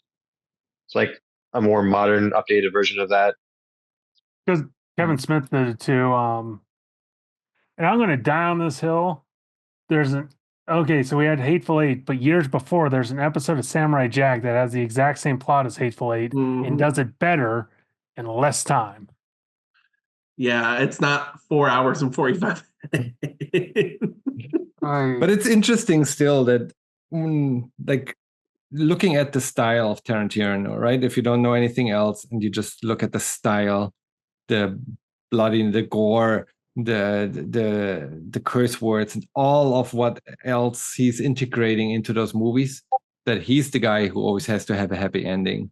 That he's the one who rewrites history just to have a happy ending. Every movie has like this right into the sunsets feel or like meaning in the end. Like he rewrites history, killing Hitler, not having Tate murdered by the Mansons, and Django gets away with his life and the wife. So the bride retrieves her daughter. Bruce Willis escapes. Jackie Brown survives. Yeah. I was about to say, Reservoir Dogs karma takes hold. I wonder if that is like, because that was such a trope of like older movies where like no matter how bad they get, it's like you always rode off in the sunset with the girl. Yeah, I know he hasn't made explicit references to it, and it's not the best known Western, but the first time I watched Kill Bill, it was only a few years after I watched the Western Shane, and when the bride leaves with, what's her kid's name, BB at the end, I got real Shane vibes from that, because she, like Shane, is leaving behind everything she loved to start a new life. There's a lot of that thematic aspect that goes into Tarantino's films, even if for some characters they don't come out on top like the others. That is a good point, though, that he always has like a happy ending. He always wants people to feel good, which is interesting because it stands in contrast to, I mean, it depends when you, like, again, the characters of his movies would feel good watching a movie. If you're random Joe, like, wouldn't probably, because of how the way the movies are made, or his early ones. The closest we get to like the heroes not getting out is Reservoir Dogs, but that's just like morally ambiguous versus morally ambiguous. Like, yeah, that was the karma I was talking about, and I consider that, even though Reservoir Dogs is well regarded, it's not one of my top 5 Tarantino films. It's like a pilot episode of a television series. It's him working out the kinks before the next season or even the next episode, aka Pulp Fiction, really pulls the curtain back and shows the artist. And to be fair, he got lucky that he made that one. Like, it wasn't really like ideal situation for him to make this movie. Like, he got lucky to make it, and in a way that he did, and it took off. And then after that, he was able to make the movie. So there was just his entry ticket into the world of filmmaking. Well, because the other thing is too, because for years he was a writer. Because didn't he write True Romance? Well, he wanted to make those movies. He wrote True Romance. What was the other one? Crimson Tide. Yeah. That's an underrated film. Which one? Crimson Tide. I didn't know. Literally have Denzel Washington say about how great Kirby Silver Surfer is compared to Mobius Silver Surfer.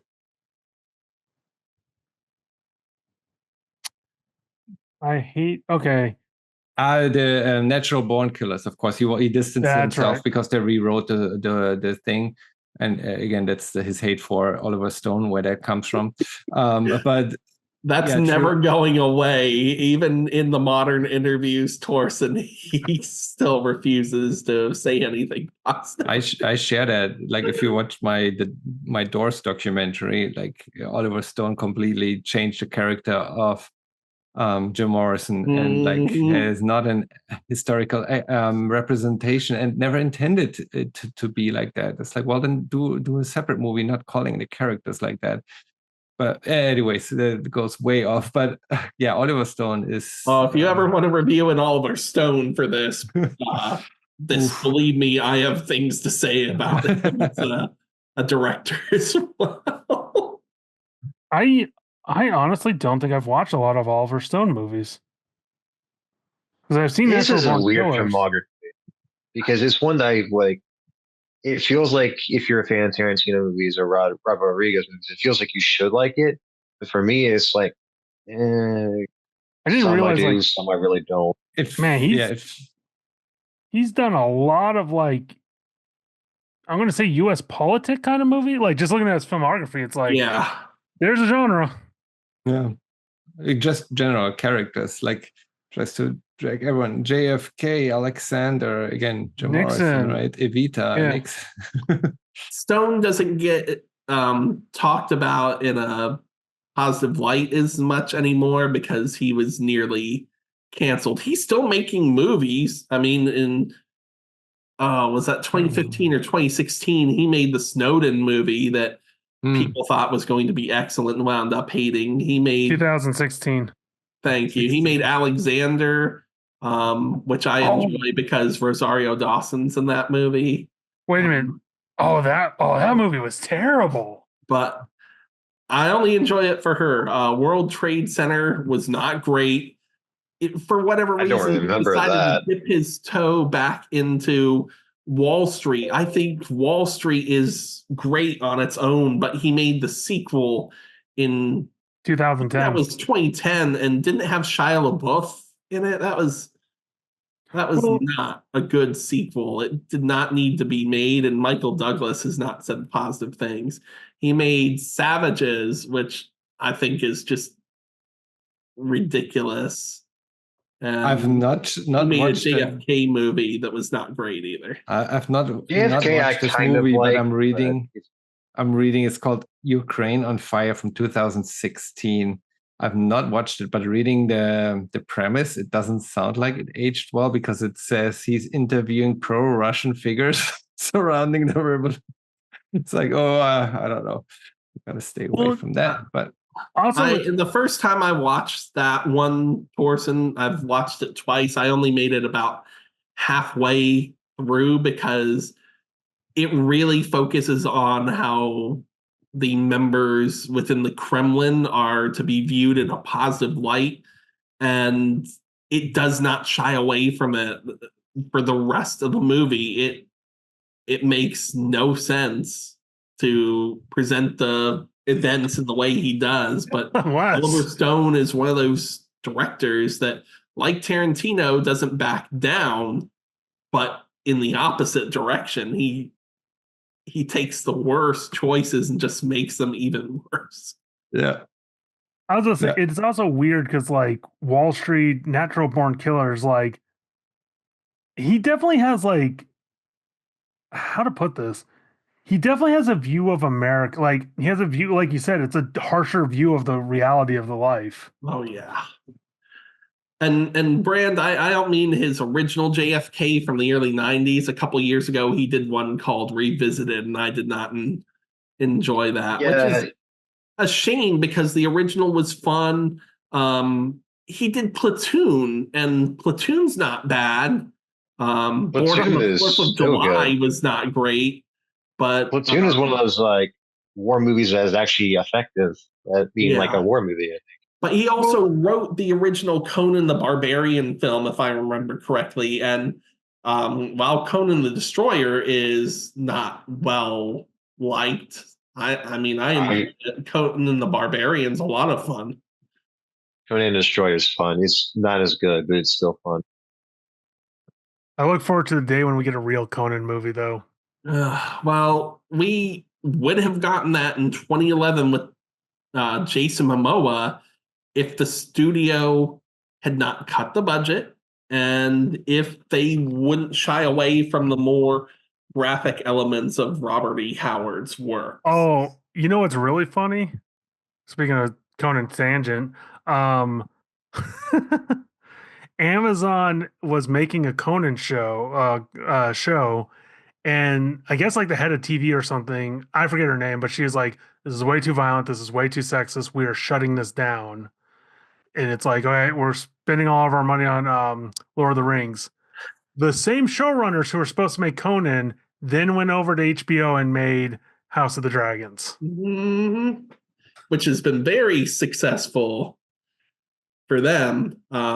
If I were to pick any director to do justice to a Conan movie, I think Tarantino would not back away from the violent aspects, but you would have plenty of pop culture references, so it would not be the most serious Conan movie. I'd still watch it. I feel like Robert Rodriguez might be the best choice. Like, well, if he's more from dusk till dawn and less Adventures of Shark Boy and Lava Girl, I'm okay. I mean, because he did what's it called? Oh shoot, the most anime one. Oh, come on. You guys are killing me. No idea. While you search that, have you guys watched Grindhouse? Oh yeah. Planet Terror is great. Death Proof. Death Proof would be better if it didn't indulge in cruelty as much as it does. Are you talking about Alita Battle Angel? Thank you. Yes. Also known as Battle Angel Alita, which hopefully gets its sequel within the next 10 years because it took 3 decades to make that nearly. Yes. I love both Grindhouse movies. Torsten, I just feel that Planet Terror is a little bit more focused, which is unusual for Grindhouse because Grindhouse films were intended to be truly independent and just be off the wall, balls crazy. It's two things. I think Tarantino loves to experiment, which is a good thing, but it also can bite you in the ass. Because the thing with Death Proof was you spend a good half the movie learning these characters who die gruesome deaths. Like, now here's the real cast, and it's like, why should I care? Like, we just spent all this time on characters who are gone. Why should I care about these ones? And the dialogue just isn't as snappy as it is in like other movies from Tarantino that you see. Like it just kind of feels like it's by the numbers somehow from Tarantino. I feel it's too short. I think it suffers because I believe that both movies were longer until they realized we can't put those together in a double feature, even though it was intended to be a double feature all the time, all way along. But they still made 2 full feature film movies, and then they're like, and then they cut lots of stuff out. So I would like to watch the full feature film version of both of them. I would agree. It felt like very unfocused.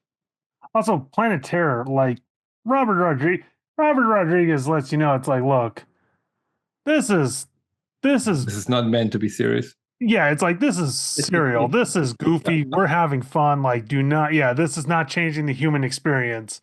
Like, this chick has no leg and has a gun. How do you do the feet fetish without the leg? So managed to make it work. Rodriguez one. Yeah. Oh man. I mean, you have Machete, where like, how do you make a gun out of? Well, you've seen it. So also, guy, you've never seen Tokyo Gore Police? Classic. Yeah, I was gonna say, I think Steve. Yeah, you've seen that film, you sick. Yeah, I have. Yeah. You know what I'm talking about, don't you? You sick fuck. Right. Did Tarantino I ever... saw it at Otakon, and I still think it's such an out there movie. That movie still haunts me. It haunts me. Like, oh, I regret a lot of choices in life. The penis gun alone. Hey, if they had made some of the other films referenced in Grindhouse, say Rob Zombie was actually able to make the full werewolf women of the SS, we could have had something as extreme as that. Personally, though, I would have rather had Edgar Wright be able to make the movie that he did the little reel for in the. Which one did he do? Hold on, let me check, because there was Machete, Werewolf Women of the SS, Thanksgiving, which didn't come out until 2023, Hobo with a Shotgun, which was odd when it came out. That's what it is. It's crazy how the majority of those did get paid, even though I'm pretty sure they weren't supposed to be actually like a thing. Well, apparently the response was overwhelming from Trejo, and he and Rodriguez are friends, so that wound up getting us Machete, and the box office was great enough for us to get Machete Kills. Unfortunately, not due to Trejo or Rodriguez, but due to some of the other acting in Machete Kills, it didn't make as much money as they would have liked, so we still have yet to get Machete in space. And I hate to say it, because we talked about this earlier, because I watched like Bad Boys 3. It's weird seeing those characters like 20 years later and haven't changed. And it's just like it comes to a point where I'm like, I don't want to see these characters old. And honestly, like, I love Kevin Smith. I don't know if I need to see like 6-year-old Jay and Silent Bob. Like, at some point, it's like, well, that was Cheech and no Chong. offense, Brand, if you enjoyed Clerks 3, at first I did, but then even with the understanding that it was Smith dealing with his near-death experience, I feel like it's darker and more of a downer than it needs to be. We didn't really need to go that direction. Hopefully the Archie Comics sequel brings some more lightheartedness back into that franchise. Or Call of Duty. I'm more looking forward to seeing what Kevin will bring to Dogma 2. He's going to talk about when Dogma gets released again this summer. I got mixed feelings. Like, I love Dogma. Part of me is like, how do you do a sequel to that? Like, realistically, it's like, yeah, and you do especially other now religions. with like, you don't have Alan Rickman back either. So I've always felt that since the moment he talked about actually making a sequel, that they could deal with the tribulation events and how God has just gotten sick of everyone, and the characters who are still left from the first film have to save as many people by bringing them back to their own style of faith. I mean, we don't have George Carlin to bring the comedy aspect either, unfortunately. But I'm excited about it, because usually like... when people make a sequel, they're making a sequel because the original made enough money and they're kind of forced to, well, they planned it all along. But in this case, like, hearing him talk about it, he's like, oh, I found my way. And like, for the longest time, I didn't know how to make it. And I didn't want to like to make fun of the Islam, because it has a whole different like tale to it. But then he was like, I found a way in, and he was really excited about it. It's like, well, if you have a vision and you're excited about a project, that usually turns into something great if your blood, sweat, and tears are in it, and not just you're not doing it for a money grab. Yeah, and that's definitely apparent with several of Kevin Smith's films. You can tell he put a lot of passion into something like the original Dogma and the Chasing Amy, and then he just had an idea for something like Yoga Hosers, and did it for the sake of it. I was gonna say, needed a paycheck when he did Cop Out. I think for me though, like I love The Crow. Then we got the remake to The Crow. It's like we keep getting these like remakes and reboots where I'm like, we don't like no one asked for this, no one wants this, and it's different though. It's not gonna be a remake. It's not gonna be just like, oh, let's continue the story. But like he's like, I found an angle in and like.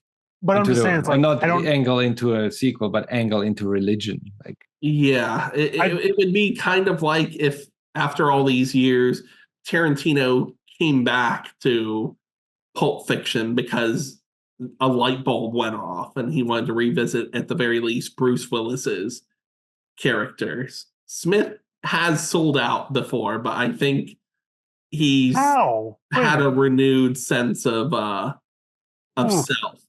That did not age well, Steve. How would Bruce Willis do Let's go over that. Just let's ignore it. Not Bruce Willis, like just pick any other one. I am talking if things were off the rails with Bruce Willis. Think about Han Solo in the Solo movie. It's like a different actor playing a younger version. Yeah, exactly. That's what I was referencing. Gotcha. I was like, dude. Like Grand Moff Tarkin, also like you know. Yeah. Also, I love Disney's lesson from Solo as well. Well, people don't like seeing other actors play these characters. It's like, that's your lesson? I don't know. I did. I wanted to see Donald Glover's Lando again. Bring him back for like the Disney Plus series. I'd watch it. I had fun with the movie. My biggest complaint about the movie is the fact that we don't need an origin story for every aspect of a character. My biggest complaint is Han Solo's the least interesting thing in his own movie. Like Black Adam was the least interesting thing in his movie. Yeah, that's true. I don't know, but that also backfired because they're like, we don't need an origin story for everyone. But then they introduced Effie's Nest, and she actually needs a backstory and her own story. And I was at the New York Comic Con a few years ago, where one of the Star Wars writers talked about the book and she wanted to use Effie's Nest. And Lucasfilm basically told her, you cannot use this character. We have plans for her. Years later, 5 years later. No, you didn't have plans. There are no plans. Like maybe you had plans, but they got canceled. Like, can you please explain this character more? Because it's super interesting. The actress is great. She's getting older. Like at this point, you can't connect the story anymore. Like, just such a wasted opportunity there, which I guess have happened a lot with Star Wars recently. Yeah, I was like Solo is fun, but I can't think too hard about it. Otherwise, it's going to drive me nuts. Like, why is an Imperial officer given the name Solo, and that becomes his name? Why do we have to get the origin story of like the dice that are hanging in the Millennium Falcon? Like, also so many little things. Well, in the latest Lion King movie, they reveal the origin behind Pride of Rock and the origin of Rafiki's stick. So, yeah, I know why I'm not watching that one. Well, to be honest, Torsten, Lali, and I watched it this past weekend. If you ignore, you got a flat rate. It's actually not a bad movie. It is superior quality to the 2019 movie where. I didn't want to watch it. Okay. Is it an Academy Award-winning film? Hell no. But it's fun, at least. Steven, I'd rather get punched in the face than have someone snap my leg. Doesn't mean I want either option. No, that's true. But I watched Moana 2 this past weekend, and I can see how it would have worked better as a television series, which is why I think, getting back to Star Wars, Disney is pivoting again with the Donald Glover Lando character, and it's going to be a Disney Plus series as opposed to a movie. Is that actually coming out? Like, I'm not trolling. Is that actually being made? It's still supposedly being made, despite it alongside what was it? Rogue Squadron and a few other things like the trilogy from the gentleman, help me brand with his name, who made Last Jedi. That's still expected to come out at some point, but he's busy with Knives Out and Glass Onion movies right now. Man, those are good. Yeah, Johnson. The name escapes me. I just Johnson. Drawing the blank. Rian Johnson, thank you. Yep. Oh man, but like the Glass Onion series, man, I want more of those. It's like, don't let that man touch IPs. Yeah. They are exactly, if Tarantino were to get into mystery movies, those are how I feel he would direct a mystery movie. Thorsten, have you watched those movies? No. So what's interesting is they're not based off of novels, but they feel like they're based off novels because the main character is the same, but he's a detective, but then it's completely different cast and setting. So it's the kind of thing, it's like, I kind of wish we got more movies like that where it's like, okay, we know one character, but everything else is completely different. The way that Johnson has kind of taken the style that Tarantino's created and inserted it into the environments within those films is just fascinating. Even if you don't like every single character, you can put yourself in the environment that they find themselves in and get a sense of realism from it. How many movies are there of that? Two so far, Knives Out and Glass Onion. There's a third one on the way. I forget what the heck he's calling it, but Wake Up Dead Man, Knives Out. He's a lot like Tarantino now in that he's picking the specific actors he wants and he's not taking no for an answer, which kind of helps because either Netflix is helping pay for the movies or they're guaranteeing theatrical releases alongside exclusivity on their streaming service. So that's not a bad deal. I gotta check that out. I forgot he did Looper. Yeah, that's an underrated film in my book. So it's Knives Out first, and then Glass Onion after.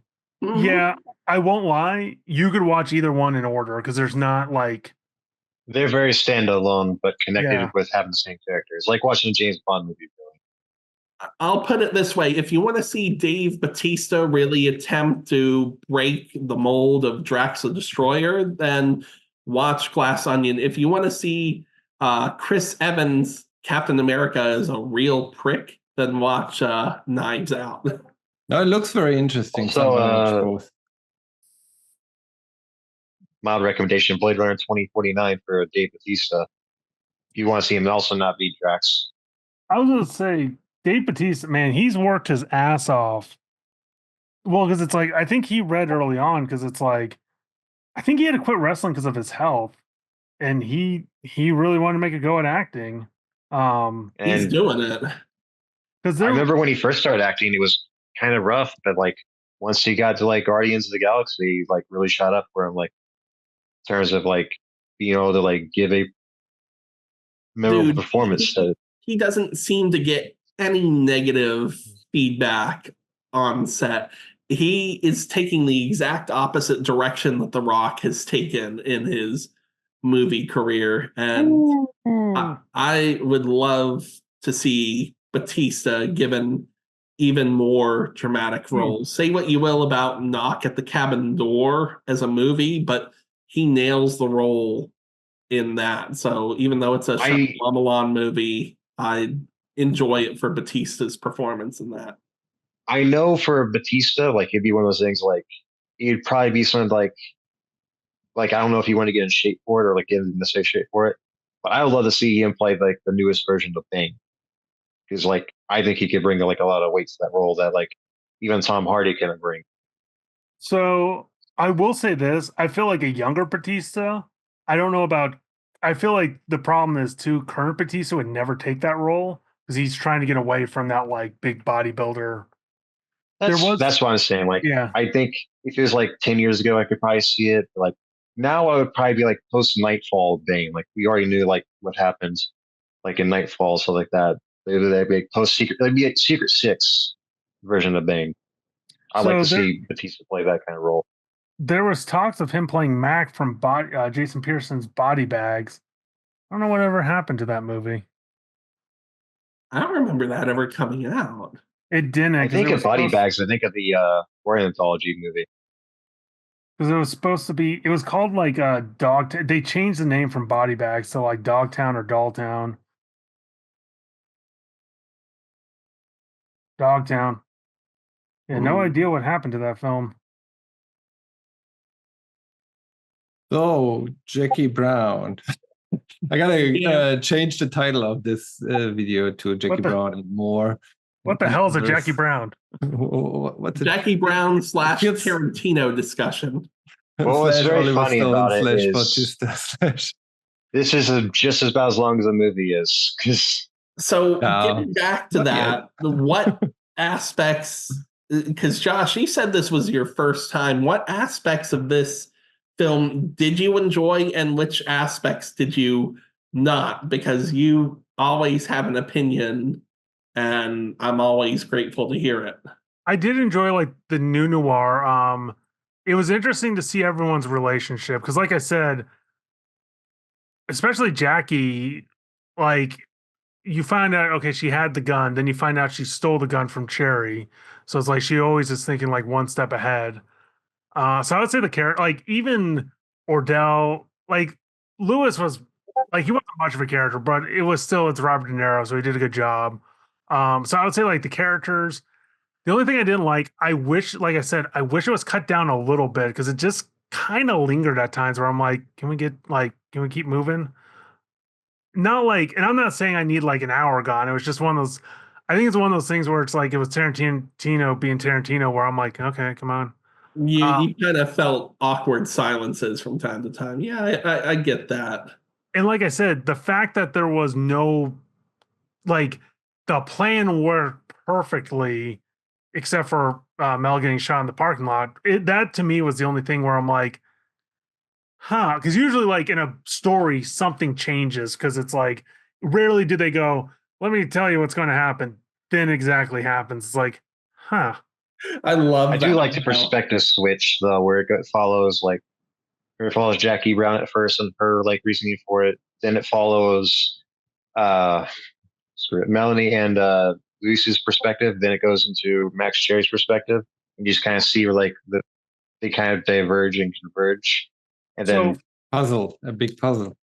For a hot second there, I thought Melanie and Lewis they didn't show up. I thought someone else had the money.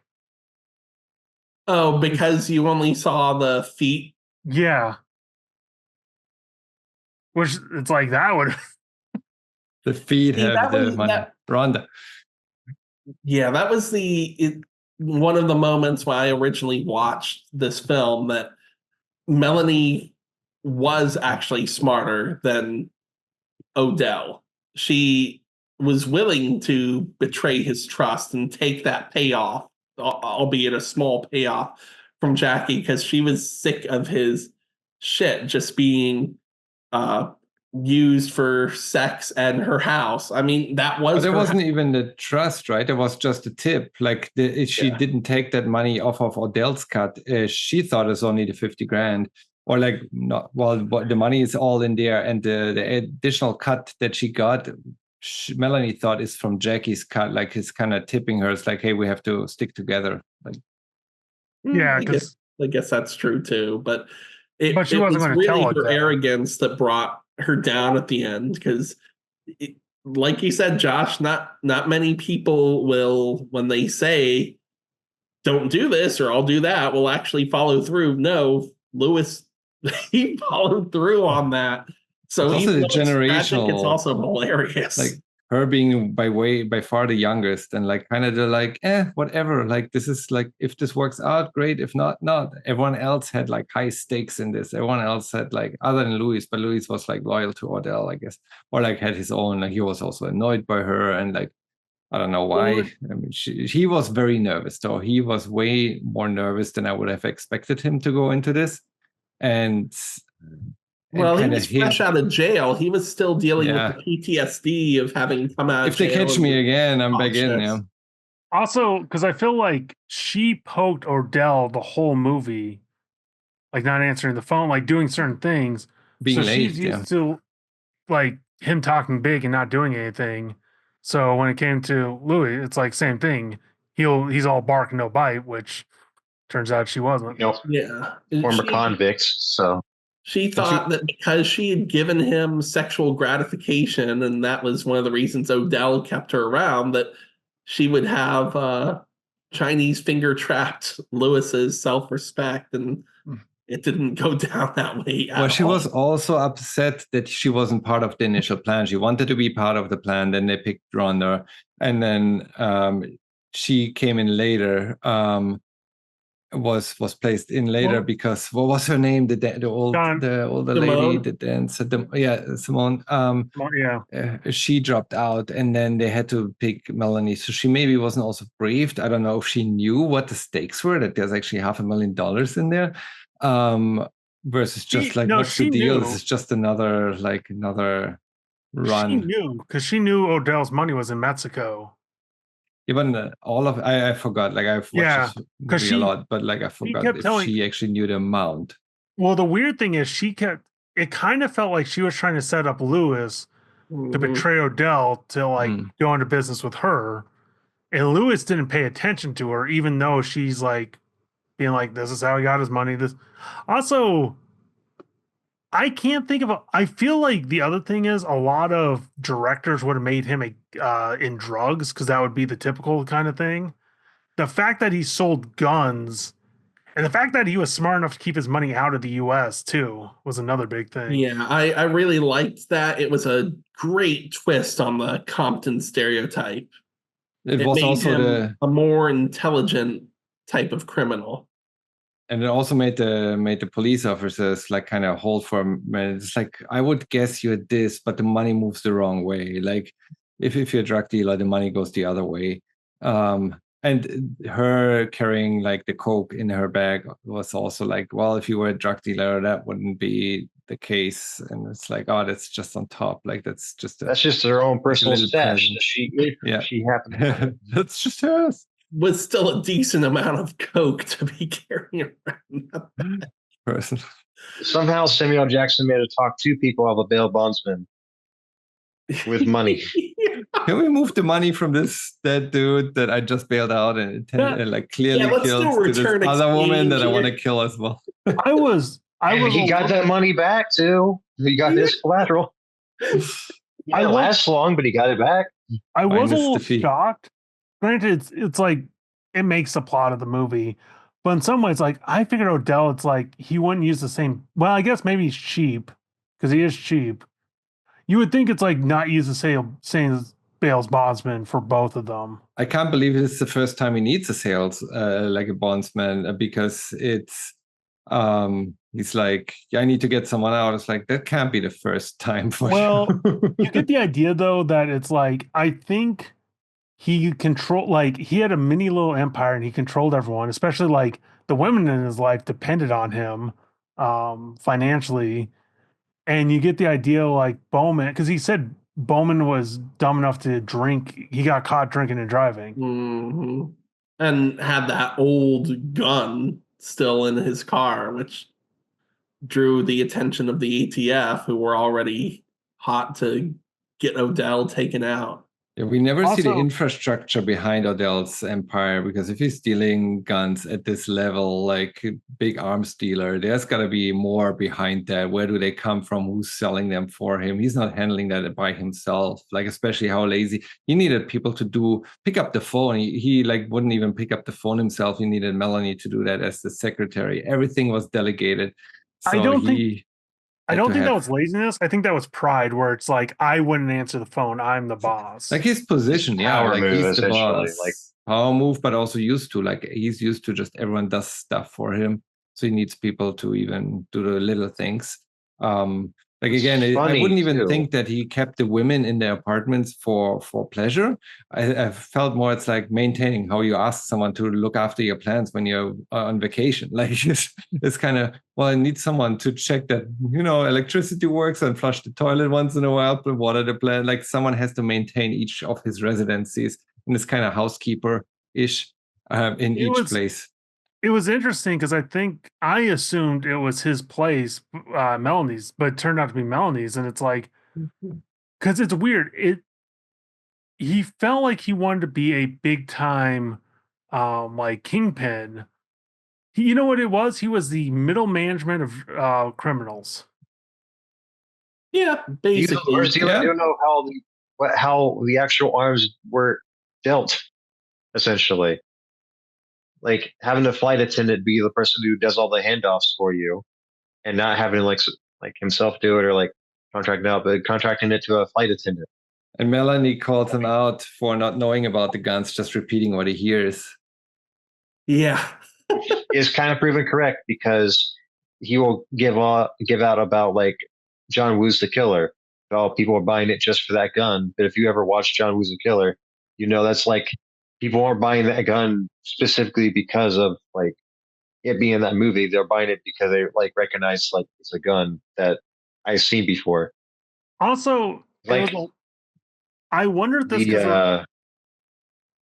sorry, it's like how the Taxi Driver, what we watched before.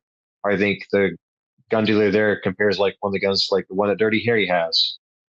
Like that's all his like basis of comparison for it is that, and not really like he does.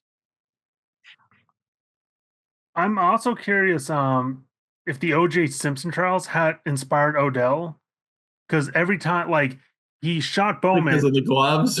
Yeah, he used different gloves. Well, because the thing was, I was like, the different gun made sense, but then the different gloves, I'm like, I've never seen someone use like different gloves. I love that. That is actually a good wrinkle I didn't think about till now because I forgot. Like, oh yeah, the O.J. trials happened roughly around the time the movie came out. So, well, I didn't want to delve too deeply into the novel, but since Josh went there and drew another comparison to OJ, I think that comparison played a role in the major setting change that this movie had because the book takes place in Florida. This film takes place in Los Angeles and in the surrounding area because you got Compton mentioned, you've got Carson. It starts off in Hermosa Beach, California, and to relate it even further, when OJ would go on vacation, he would go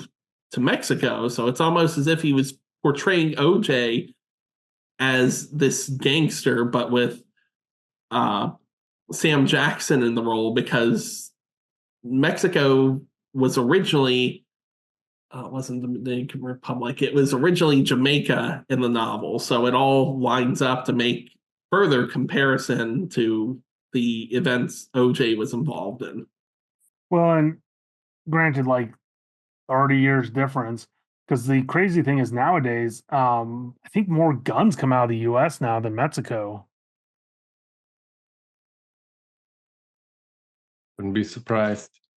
I do feel that some of the other key differences actually make sense to this because there's a sequence where Lewis and Odell are actually seen getting some of their merchandise in the book. In the movie, they kind of imply that this Mr. Walker that is on the phone with Odell and is referenced a few times might have some role to play with the supply or the demand and moves some of the money around in Mexico, possibly. But you actually in the book have Lewis and Odell invade a neo-Nazi stronghold and steal their weaponry. That obviously was not in the movie, and Tarantino didn't really touch on Nazis in any extreme manner until Inglourious Bastards. I think, honestly, it also would have slowed the movie down. It would have been a 4-hour movie at that point. Yeah. At least approaching 3. He definitely tried to alter some of the characters to better suit the actors portraying them. You already mentioned that Jackie is African American in this film. She's not in the book. Well, Melanie was supposed to be more large chested and not as easily maneuverable, but with Bridget Fonda in the role, she's not of ample bosom and she's pretty quick on her feet, which for the most part matches the quickness of her brain until she really pisses Lewis off and gets her brains settled elsewhere inside her head. No, she never got shot in the head. No, she got shot in the chest and the stomach. But what I'm saying is, gets shot pretty much like off screen is the weird thing. Yeah, that's why it's one of the least bloody films. Also, it's somehow just as surprising though as like seeing like Vincent Vega in Pulp Fiction get shot, because like, oh shit, one of the main characters basically dead. Same thing with this one too, only it comes out even more out of nowhere. Well, here it has to be off screen because it has to be believable that Louis doesn't know if she's actually dead, because Odell is like, "Are you sure she's dead?" He's like, "Yeah, I think so." Like, maybe, like, what do you mean you didn't make sure? You didn't, like, you can't just leave this witness there knowing all about me and not be sure that she's actually dead. I'm not actually upset at you that you shot her. I mean, I am upset that you shot her, but like, it's even worse that you left without 100% knowing. Also, he was more upset by the fact that Max Cherry was there and he wasn't more suspicious about it. Yeah. Like, what do you mean? Also, the other weird thing is Odell and Max Cherry are like the same character, just in reverse. Because like they both have a small company that's their own empire they built up. They both have an assistant, but whereas Odell's black and Lewis is white, Cherry's white and his assistant's black. Because I think in some ways that's one reason why Cherry didn't go with Jackie, was he saw like who Odell was and he didn't want to become like that. I don't know, but yeah, there's more comparisons. Like, they both have amassed their like life savings and like kind of are good for the future. Well, Odell is not anymore, but yeah, maybe that's what Max Cherry's concern is, that like he loses his life savings if he risks anything that is deviating from the life that he currently has. Well, and I also think because he's not greedy either, because he's like, look, I'll take a small percentage. He felt bad taking even that 10%. Which she's trying to push more on him. Which, good God, back in the 90s, it's like, because nowadays it's like, it's not going to last you as long as you think it is. No, that's chump change. But back in the 90s, holy crap. I mean, given that the novel was written in 92 and we could, even though the movie came out in 97, we could say it was in 92. Man could have taken that money and invested in Yahoo and Google and Amazon, just made even more. Oh my goodness, I don't know Yahoo. Like, I don't want to check, but like, I think Yahoo stock fell until, Warner Brothers bought them, and then Warner Brothers fell. Yeah. I feel like Yahoo stock would have like gotten you back into the working eventually, but the other two, yeah. I was going to say buying real estate back then. I do like, there's another major change that I just remember. Lewis is originally another employee of Max in the book, and in the movie, obviously he's a basically just released convict, and I think that works better because it guides some of his actions. He's dealing with PTSD from being in prison. He's overly anxious and prone to anger for anything that makes him uncomfortable, which leads doesn't know how to deal with freedom either. Yeah, exactly. Like, I'm out of jail. What do I do now? Like, I guess I just do what I usually do. Out of all the films that Tarantino has made, I feel like this one is the film that was able to grow in different directions without him, because some of the characters do carry on, not just in books, but into other movies that Tarantino's not involved in. Michael Keaton's character, what's his name? Ray, is in guy just made Black Bag, Steven Soderbergh or something like that. His character shows up in Out of Sight. George Clooney movie. I was so hoping for Steven Seagal. I'm like, come on, Steven Seagal. That'd be an odd one if he just shows up Under Siege. And whatever. The funny thing is that Out of Sight was another one of Elmore Leonard's novels. I haven't read that one, but I know about that. And that's another good movie because it's got Ving Rhames in it and Steve Zahn, pre-comedy age, Don Cheadle, Catherine Keener. Oh. And Sam Jackson makes a short appearance, but as a different character in it. But it's definitely Ray that Michael Keaton plays in that movie briefly. Well, what's crazy is you have Parker, the Darwin Cook, and I forget Richard Stark's character. But what's crazy is I think there's been like over 10 movies based off of Parker. He's just never Richard Stark's like, look, you can base off the book, you can't call him Parker. Like you have to come up with a different name. But you see what I'm saying, oh, yeah. Right? A movie like this with these realistic characters, it allows for a successful branching off into other avenues that don't have to be managed by the same director. We could not now because Pam Grier, I think, is in her 80s, but we could have followed the Jackie Brown character. We could have continued with Robert Forster. We could have continued with any of these characters, and it would have made sense because they each have their own goals and they've defined their lives, whereas some of the other Tarantino characters are too interwoven for that to be able to work. But yeah, I'm glad they did it because this feels like a standalone story by itself. Like it has these connections to like other Tarantino movies, but I think it stands on its own. I think that's where like the beauty of it kind of like falls into place, where like it's very straightforward and easy to follow, and tells like a complete story on its own.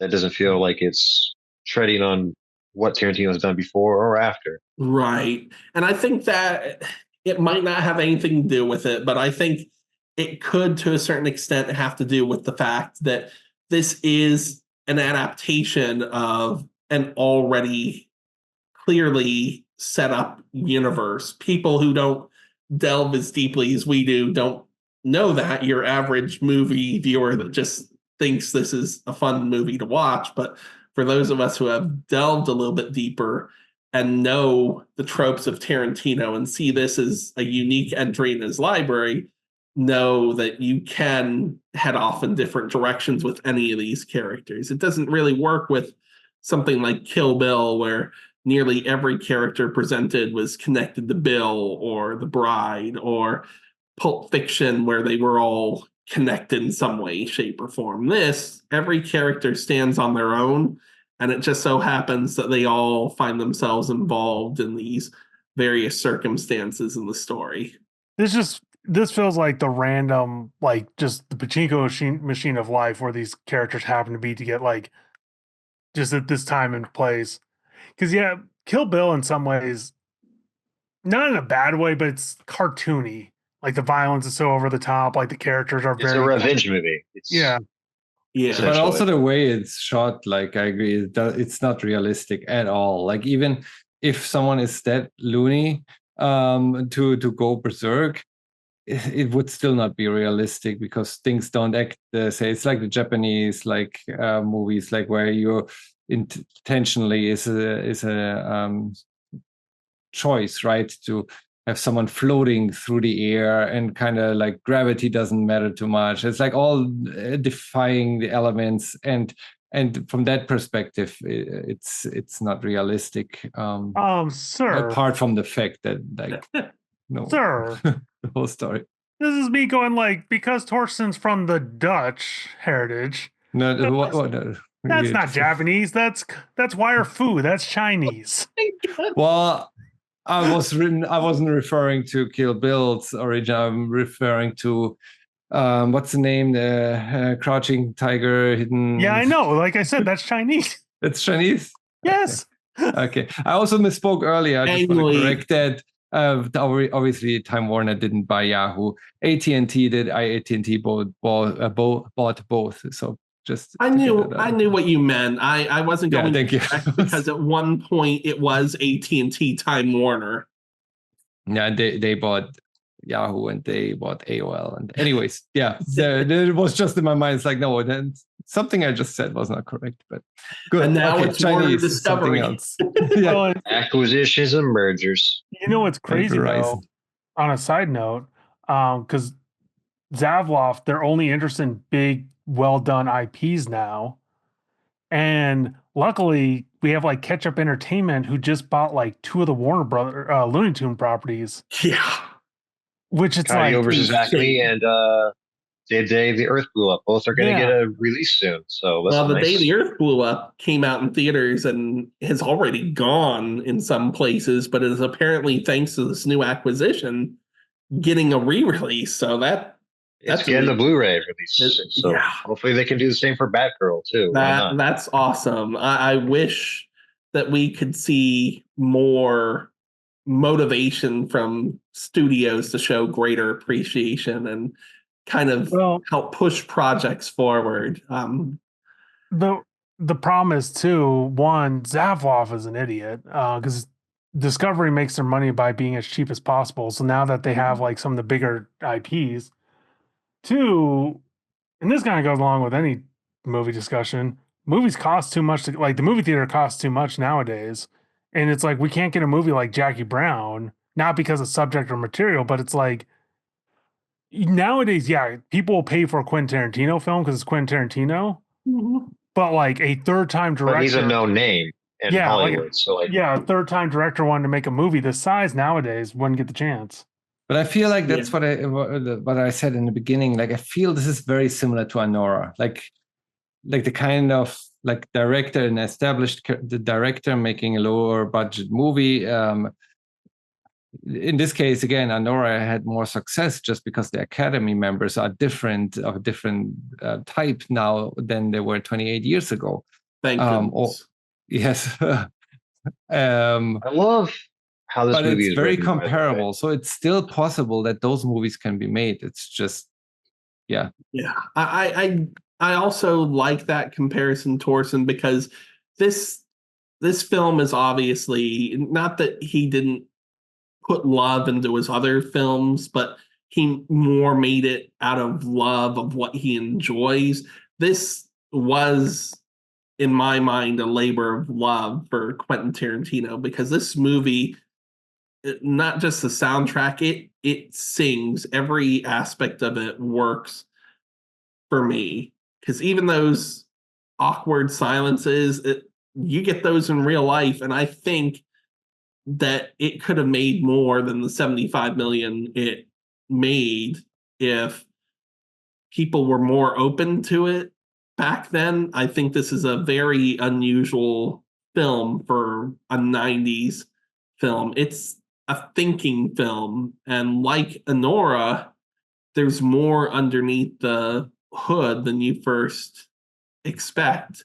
And also, like Jackie Brown, Anora was made on basically a shoestring budget for what Hollywood does, and that movie is still making money in theaters because it's had now 2 re-releases and will apparently stay in theaters even after the Criterion edition comes out at the end of we're in April already, at the end of the month. So I love that, because even if we're still in an age where big box office blockbusters or what the studio intends to make money, we're kind of seeing a shift now where, thanks to studios like Neon taking risks and A24 taking risks still a decade later, although they had some bombs this last year, we're seeing those films get more acclaim because they come from a place of sincerity rather than something bombastic or some place of comfort that you can just remake and redo and remix 20 years later.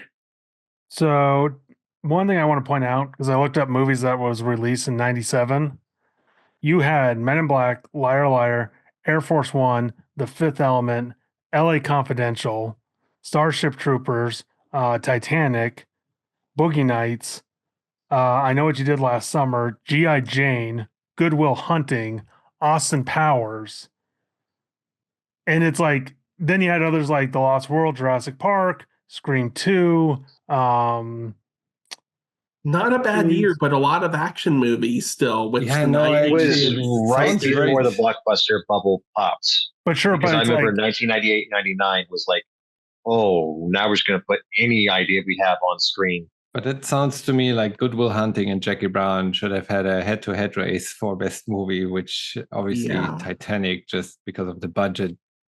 I have a lot of people in my life who love Titanic. I think it's a good movie, but it's not something I would give an award to, not just because it takes a lot of liberties with history, but in the greater context, you compare it to something like Good Will Hunting that's more cerebral or something like this, and it's boring. I don't get as much stimulation from that movie.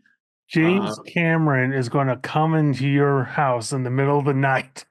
James he Cameron wants this is movie too and busy. Avatar to make $1 billion more. How dare you, Steve? James Cameron is too busy trying to raise the bar in the Marianas Trench. It's okay. He's Also, making Avatar 4, 5, and I guess we've had 6 confirmed at this point. You know we live in the bad place when Avatar 6. Yes, but let's get back to, because I do believe that and for Tarantino, I don't think even the commercial success was important with regards to Jackie Brown. For him, I think it received a lot of critique. Like, I think it was criticized heavily, and for him, I can imagine, I don't think he ever came out to say that, but I can imagine that he makes Reservoir Dogs and Pulp Fiction, everyone criticizing him for the gore, for too much blood, for all of this style. He does a fairly normal movie that is smart, that is stylish, that has great soundtrack, that rhymes, is poetic, and it doesn't perform as well. And it doesn't perform well, and the critics tear it apart. And for him to then be, well, that would have been the path, right? Like, if that had been successful, it would have been more of his style, and moving forward, he would have made more novel movies, smart movies, but like more of those kind. Him saying, fuck it then. Like, if you don't like this kind of movie that I just gave you, that's more of a normal movie, I just go batshit crazy and do Kill Bill. I honestly feel one of the things, because I watched a little bit of the history of this film after I watched it and did a little bit of research. I'm not a fan of Spike Lee, mainly because of his attitude, but he really apparently criticized this movie when it came out and said it was racist because of the use of one particular word, and said that Tarantino glorified that word. However, it mostly came from the villain of the movie. No point in this movie is it used with the same degradation that it's used in Django Unchained, where I don't think the word's appropriate to use, period. But for the timepiece that Django Unchained is, it makes sense for that film. Odell lives in Compton. Yeah. It was the 90s. It makes sense that word was thrown around. The fact that Spike Lee, who was an acclaimed director back then, criticized the use of the word in this film and therefore condemned the film, I think, Torsten, that had an effect on the way the Academy was looking at this. Especially movie. With the film is very aware of skin color. You have Odell saying, like, I would cut Melanie out except for, well, she's white.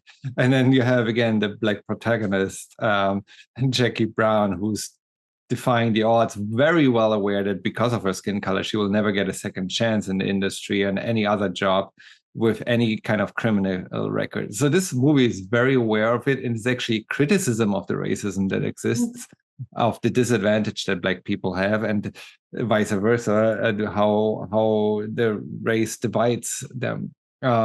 It shows that they really focused on the wrong aspects of the film, if that's all they walked. Focused on the word.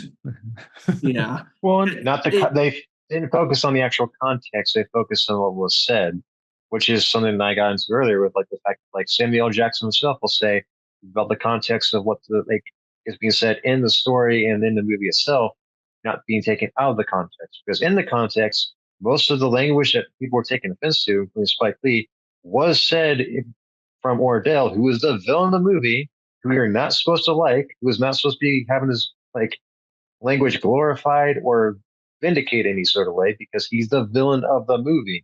You're not supposed to cheer him on or think that he's what he's saying is the right thing to do, even if he's charismatic when he says it.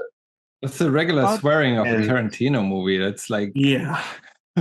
Also, I forget the line because when Odell first meets Max Cherry, because they're doing this tit for tat, and Cherry says something where Odell goes, "Oh, it's like that," and he kind of realizes, like, he's referencing where Odell's money comes from. No, he says, yes, why are you not going and bail him out yourself? He's like, well, if a black guy shows up with 10,000 in cash, like they're gonna like whatever, like I don't know what he tells him, but I know what's in it.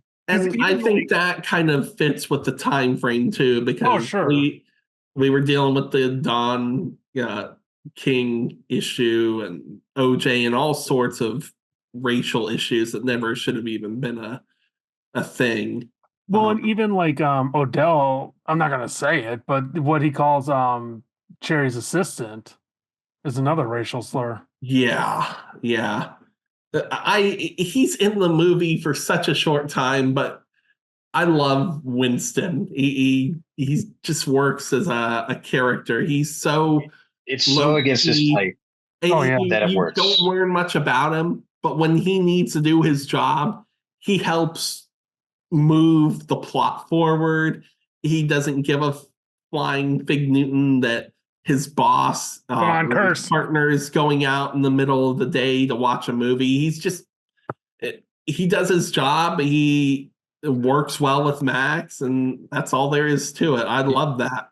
Now, another thing I had heard hurt this movie was the aspect ratio, because it was shot in 1.85 over 1. And that, up until that point, was the only Tarantino film that he had any interest in trying that style out in, because everything else had been utilizing other ratios. But I think that's a small qualm to take issue with. I just know when I was researching it from a technical standpoint, apparently people weren't fans of that. I don't know that it actually played any role in the box office. I think more so Spike Lee's comment, because back then he was an acclaimed director and he spoke to different demographics and was able to encourage or discourage people from going to see certain films. And plus 1997, 1997 was a odd landscape for movies back then than it is now. Nowadays, it's like we've seen like that kind of language we use in the movies before, and it's just not brushed off. It's not like, oh, this is not a reason to not watch a movie if you take it within the proper context. 1997, that could have made the movie NC-17 if the rating board was not generous. Well, yeah, it's like how South Park made fun of the use of the word shit on television. That was considered controversial. It's not necessarily the word itself, it's the use of the word. And within the context of this film, the word makes sense because of who it's coming from and how it's being utilized. It's not the overarching plot of the film. It's just a minor detail. It's let me go, Steven, let me save you. Stop talking. So I was a film major back in the day at SCAD. I changed majors, but when I was a film major, Spike Lee was invited to talk to the college about his career in filmmaking. Ooh. Dude is like one of the biggest asses I haven't like met him, but just seeing him in person. Cause like he was walking down the hallway and I happened to just be in the hallway. Some dude took out his phone, took a photo of him because he was excited. He's like, oh shit, Spike Lee. Like, didn't want to interrupt him, just took a photo of him. Spike noticed the flash, ran, like literally like pounced on the guy, being like, you didn't ask permission, give me your phone. That's now my phone because that my image is in there. So like the guy literally showed Spike like him deleting it. It's like, okay, why would you do that to a fan? Later on, they opened the discussion to the community, so it wasn't just college kids. Spike's talking about everything but his career, politics, like the way finally someone like asked, I forget, it was like a softball kind of question. Like, I think it was one that was like, I'm a big fan of your work. It was a white guy. He's like, I'm a big fan of your work. What advice would you give to young, inspiring filmmakers? Fucking Spike Lee goes off on him. He's like, I'm a motherfucking human being. I'm not just a cog in the machine. How dare you ask me about, like, railing on this? And it's like, dude, you were invited by an art college to talk about like filmmaking. Like, get the fuck over yourself.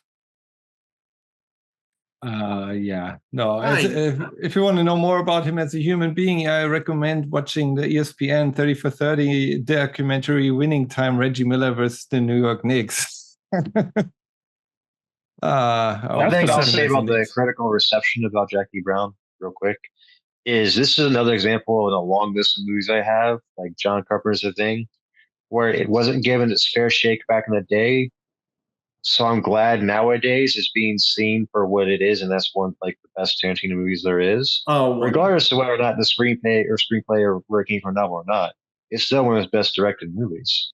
It's still one of his most like go-to movies for me personally that I would watch over like even more popular ones, and not just me being like, oh, I like. Of course, I like the less popular movies or like the more popular ones.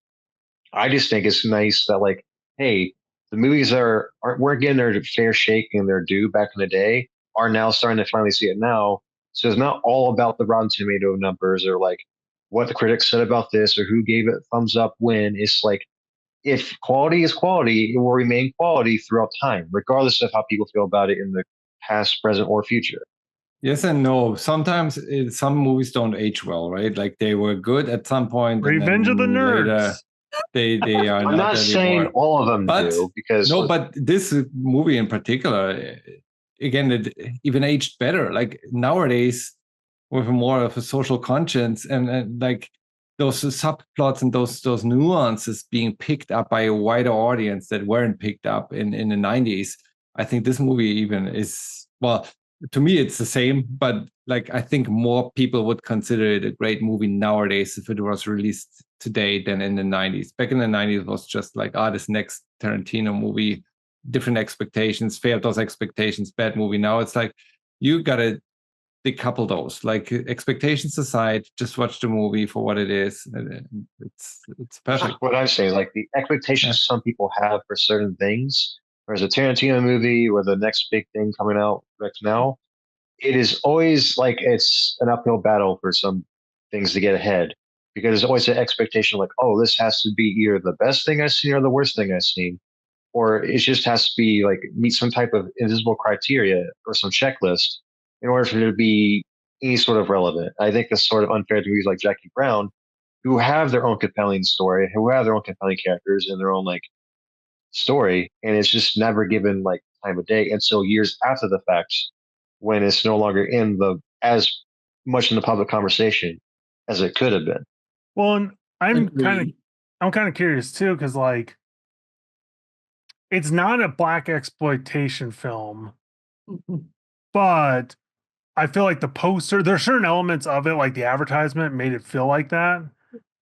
And I wonder if that was the kind of thing where people were like, I don't want to see that. Like, it's the weird thing is too, because like sometimes the marketing, it could be the littlest thing where it's like, then it gets on cable or something and enough people watch it there.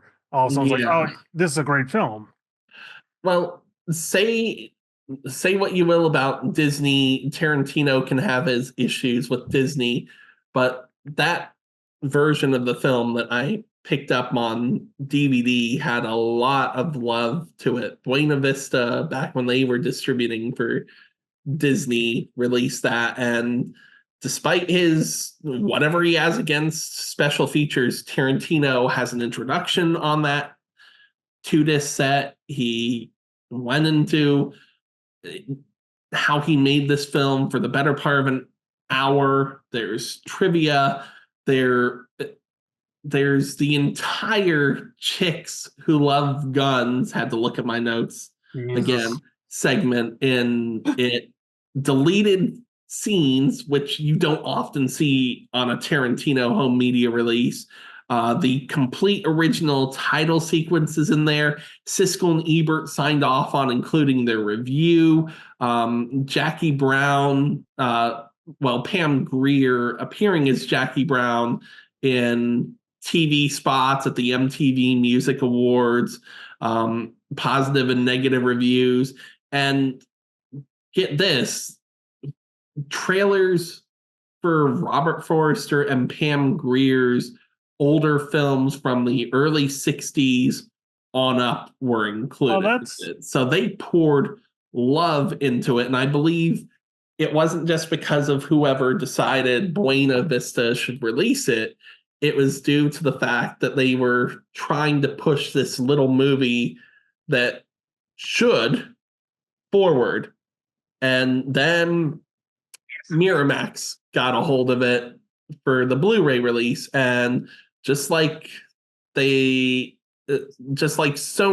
distributor did with Poor Dogma when they released it on Blu-ray, they crapped on it. They did not put forth the remaster that they expected. It's still a perfectly fine Blu-ray in my opinion, but the 2003 version that Miramax and Paramount partnered with was better because they enhanced the soundtrack, they restored the coloring to what it was supposed to be, and that's part of what they used in the remaster for 4K. I'm really hoping this 4K does well so that more people discover this movie, which again is such a unique entry in Tarantino's filmography and continues to be my all-time favorite Tarantino film just because of how soulful the film can be and how realistic, with Pulp Fiction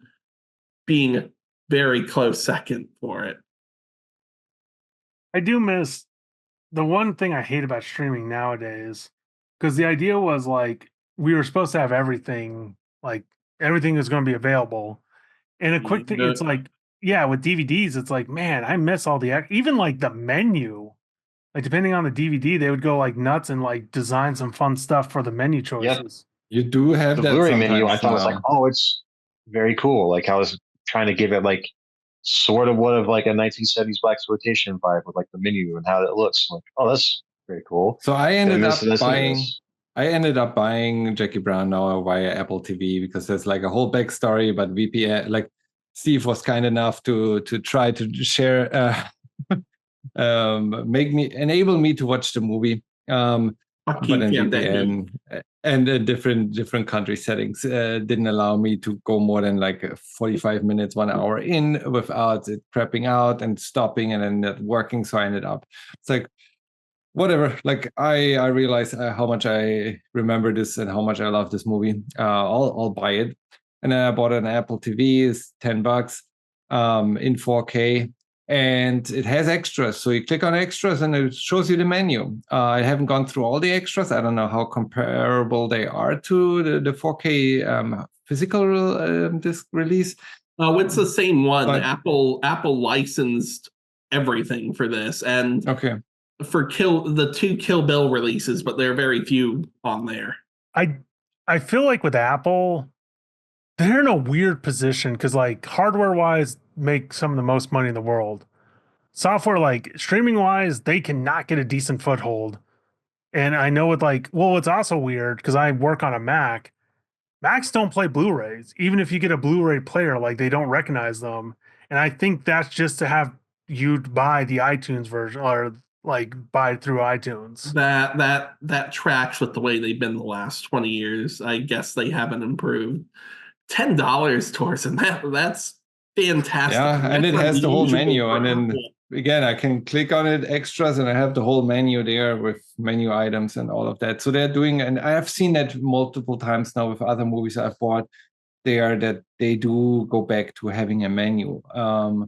Not when you rent it. If you rent it, you have no access to the extras and the menu. But if you buy the movie via Apple TV, you do get the extras and the menu and all of that. There's just something about having physical media like in your house that you know is always going to be present, and as far as you know, it doesn't get like disc rot or anything like that. is going to be yours for as long as you're able to have it. Like there's something nice about that. Like that's why like if you haven't seen Jackie Brown yet and you're like for some reason watching us talk about it for 3 hours and you're this far along in the video, please go out and watch it. Don't watch this after you watch Jackie Brown. If someone's that far in, they've watched the movie. I'm sure. Yeah, please watch this Watch it again. underrated Tarantino entry. If you have to watch 3 Tarantino films in your lifetime, this should be at the top of your list. Pulp Fiction should probably be next, and third, I go back and forth on it. I'd be the same. Like, Pulp Fiction and Jackie Brown are kind of equal to me on one. I can't decide, so they get a tie. And first, I don't know the third one though. Like, I think Pulp Fiction is more quotable, but I think Jackie Brown has a better story towards it. So if I had to make someone watch a third Tarantino movie other than those two, it depends on my mood. Jackie Brown and Pulp Fiction are 2 films from his library. It doesn't matter what I'm feeling. I can sit down, watch, and just place myself in the mode to watch these movies. But I have to feel amped to sit through both Kill Bill movies. I have to want to feel a little bit uncomfortable to watch Django Unchained. I have to have mountains worth of time to watch Hateful Eight, and I have to kind of feel interested in serial killers or filmography to watch Once Upon a Time in Hollywood. I'm going in between. I think I've only seen Reservoir Dogs 4 times. I never really find the motivation to watch Reservoir Dogs. Yeah. And you know what the other problem is? At least for like my age group, because I remember like in college, everyone had a Reservoir Dogs poster. Like that was the film. Like if you hadn't seen it, everyone showed it to you. It's homaged so much. It was Reservoir Dogs and Donnie Darko posters on everyone's walls. And sorry if anyone here likes Donnie Darko. I don't think it's. You want to talk about a movie that hasn't aged well? It's Donnie Darko. God. It's one movie I would talk about on here and just be like, oh no, I don't want to see the comments for this afterwards because I would know it would be bad for me. It'd be some high school art student that I just irritate at the rip that movie for 2 hours straight. I always mistake that. I don't think I've ever watched it. But when I talk about it, I always mistake it for Donnie Brasco, which actually is a good movie. Donnie Darko is not a bad movie. Like it's been a while since I've seen it. The problem with Donnie Darko, it got so much hype. So like when you watch it, you're like, okay, this is boring compared to what I thought it was going to be. For me, it was made worse by the sequel, which did not need to be. And Southland Tales. I just realized Donnie Brasco actually came out in '97 as well. That's Al Pacino and Johnny Depp. Yes, that was good. I am curious. Again, I always mistake those because I've never watched Donnie Darko, but I've watched Donnie Brasco. That's a good Donnie movie. I'm also like, we'll never know. It would be interesting to see how different Tarantino's career would. And you touched upon this earlier. If Jackie Brown did well, yeah, in my opinion, would have been completely different because even though he's very snobby and very like convinced of himself, he still cares a lot about the appreciation, the critics, the feedback. And I know he has gotten into altercations with his actors and his crew, but no one seems to really hold grudges against him for it because they seem to give him a pass with the love he has for the essence of cinema. And has been able to maintain friendships even with those that he has gotten into pretty volatile arguments with. The other pain in the ass thing to admit, there's pop culture before Tarantino and after Tarantino. It's like he's a force, which is like, I'm not the biggest, especially because I feel like Once Upon a Time in Hollywood, like that was all right. But most of his films, it's like, because I don't really have a desire. I can watch Pulp Fiction again, but it's like I don't have a desire to rewatch a lot of his films.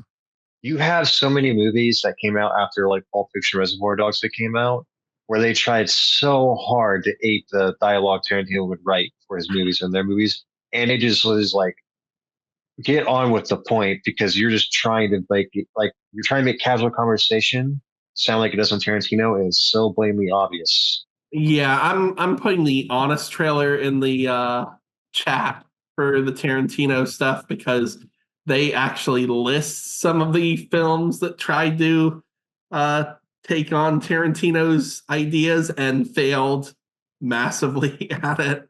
Well, let's be honest, I feel like one of the things Tarantino loves the film is two dudes talking about nothing. Yeah, from cheeseburgers to Fox Force 5 or and what have you.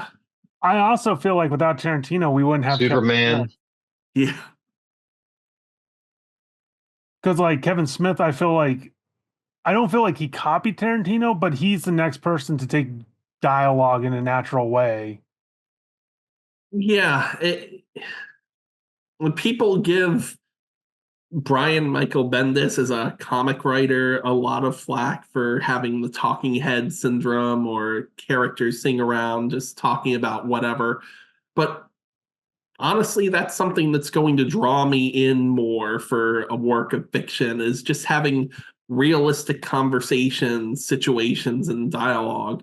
We all love fantasy. I'll rewatch Lord of the Rings and have a blast with it. I won't rewatch the Hobbit trilogy unless I feel compelled to do so. But it depends on how it's presented because I can't see Gandalf and like Bilbo having the same conversations like in the Shire about like the same things that you would see like Vincent Vega and Jules Verne have.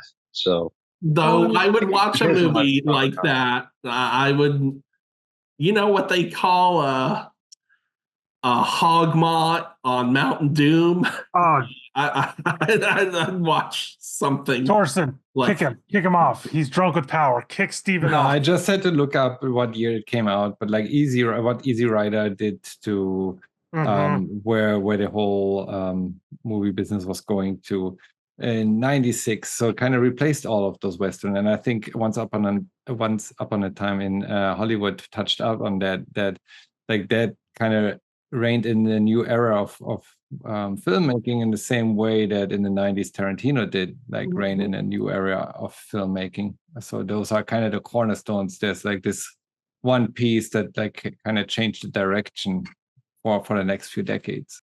It's fascinating how something like that will be what catches on, because you can tell every couple years there's a legitimate strategy to drive film or television in a different direction, and it just so happens to be the most out there or unexpected thing that will drive in that direction. As an example, Tombstone was a legitimate effort to revitalize the Western genre by having a great set of actors, including rest in power Val Kilmer and Kurt Russell, who has partnered with Tarantino a couple of times now, but that didn't happen. It just so happens that the genre that was revitalized thanks to Tarantino is just its own kind of thing. It revitalized to a certain extent the noir genre, the crime genre, but took it in a different direction. Something that, as Brand pointed out, several filmmakers tried and failed to copy. And I think it makes Tarantino's style even though he's copied a lot, it, to a certain extent, makes his films timeless. Okay, two things. One, I know you didn't mean it, but it was hilarious. You said "rest in power" instead of "rest in peace." Yeah, Which I'm like, that's what I do. I think he meant that like that. Oh, I didn't realize because I've never heard. I think I will say this though, with the '90s, there was a lot of noir because we had Dark City, Devil in the Blue Dress, Jackie Brown, L.A. Confidential, same year. Wasn't there was a lot of like holy crap, yeah, that was '90s. Dick Tracy, Payback, which is a Parker. That's a good movie. Leon the Oh man, we need to do Leon the Professional. Like, yes, that was I a '90s movie. Yes, Love Him, Nikita is another one. Yeah. So I feel like the thing with Tarantino did, it wasn't a genre. I feel like he brought in that natural conversation. Because it's like most movies, you have to have conversation for dialogue, push the plot. Quentin Tarantino, it's like it's more to set the mood and get you the idea of to understand these characters, which helps move the plot. But it doesn't feel like because like that Royale with cheese. Oh my god! Like even The Simpsons ate that well. Mm-hmm. Having these conversations in the film, even if it slows things down, sometimes to a snail's pace in Hateful Eight, it really does allow you, no matter how terrible some of these characters can be, to help you have a better understanding of the character and helps guide you to who you're meant to be rooting for if you're a sane person. There's a huge difference in the way that Odell speaks to Melanie and the way that Max speaks to Jackie. There's, on one hand, a respectful relationship, and on the other, between Odell and Melanie, there's that fight for control and power. And it makes the movie better having those more natural conversations in there. It doesn't hurt that the soundtrack or the score kicks in at the right moment every single time, too. And Jackie Brown gets Max into the Delphonics, which great choice there. Amen. It's like it makes the soundtrack a part of the plot, which is very neat. Also, because even like Lewis on the couch at the opening scene, I'm like, okay, I never watched anything like Chicks with Guns, but I remember like skate videos, like stuff like that same quality. I remember having friends who dressed like that, where I'm like, this is like, it's a weird taking me back to the '90s. Almost like a convention racket video you would see, like when you're on channel hopping at 2 a.m. Like, oh yeah, okay, oh god, yeah, like terrible infomercial. Basically, that was like, God, when did Girls Gone Wild come out? Because that had to be around the same time. asking the wrong dude there. Thorsten knows.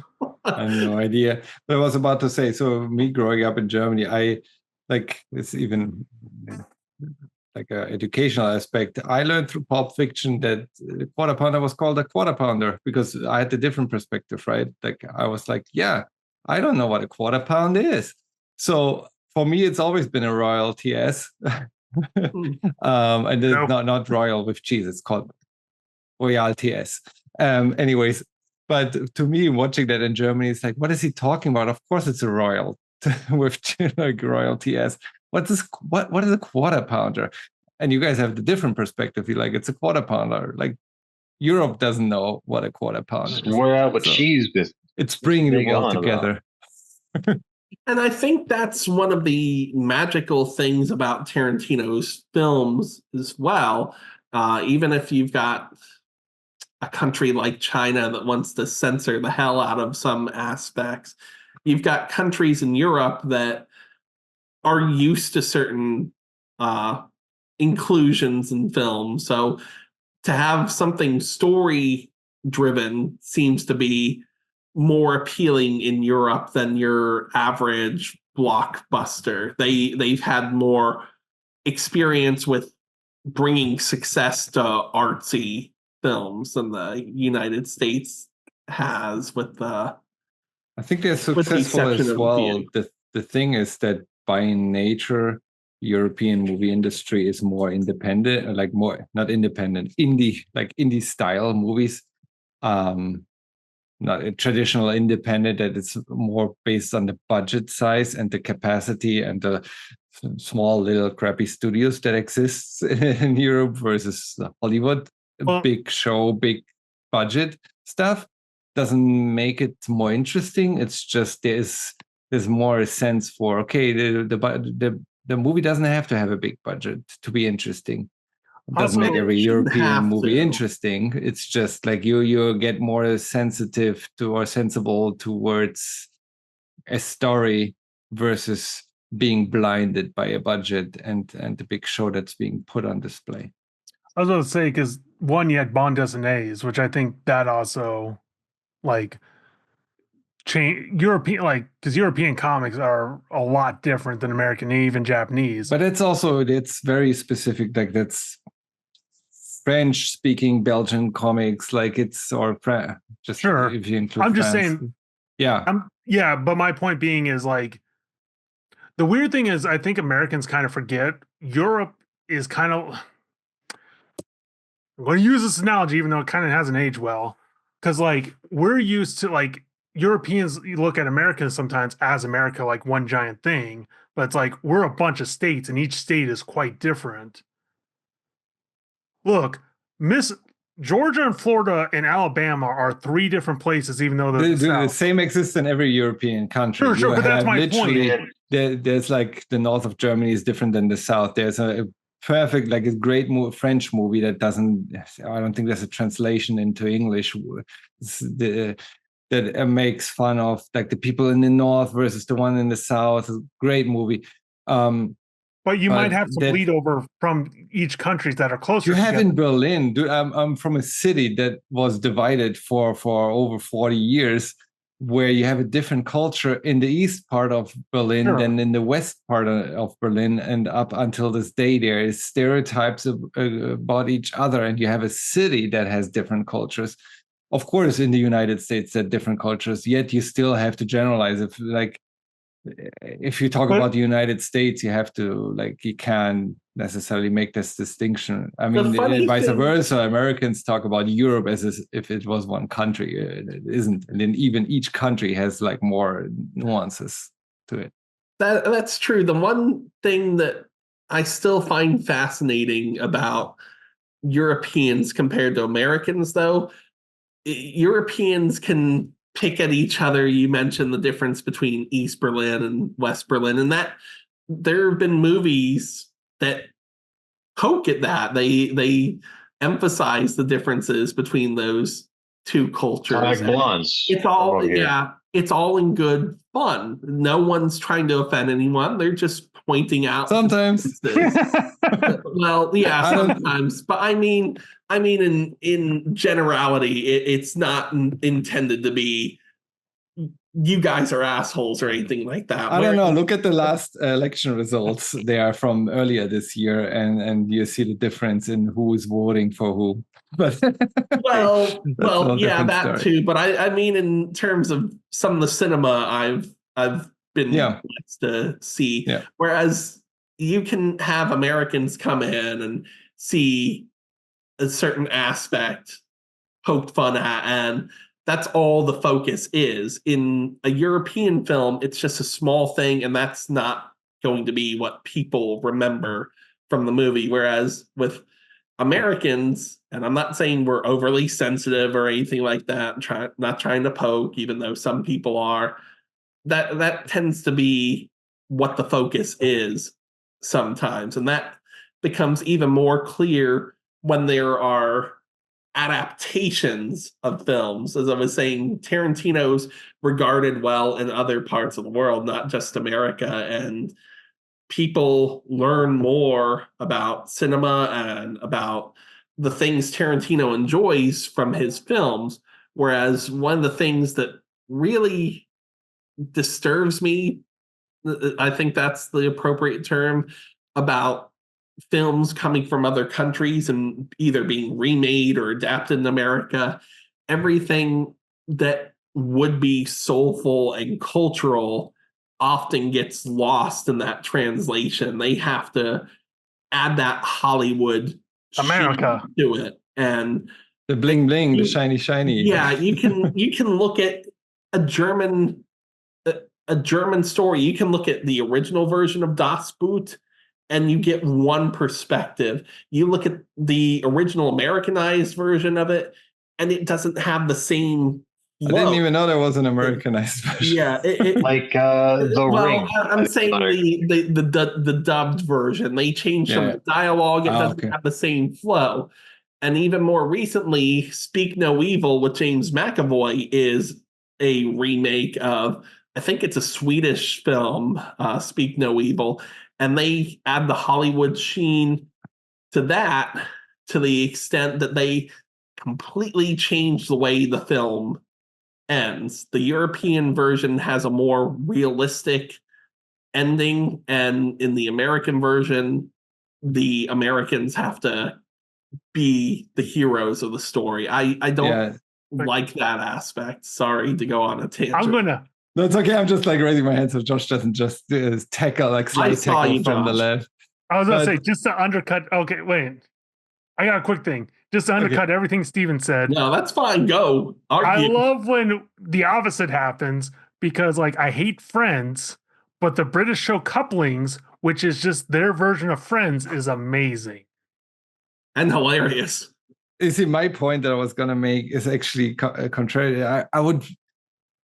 I believe it's not. It would go the same vice versa. So if they would never do it because it's like, why would there be, like, there is so much sensibility about US culture in Europe, like, because there are Hollywood movies everywhere, of course, and Hollywood is a global phenomenon, and being showed and exported to almost all corners of this world. But if there was, like, let's say, a small German studio that wanted to remake a big Hollywood production, I think it would also not be the same. So in that sense, yes, Hollywood remakes more European movies than Europe remakes Hollywood movies, just by how these things work.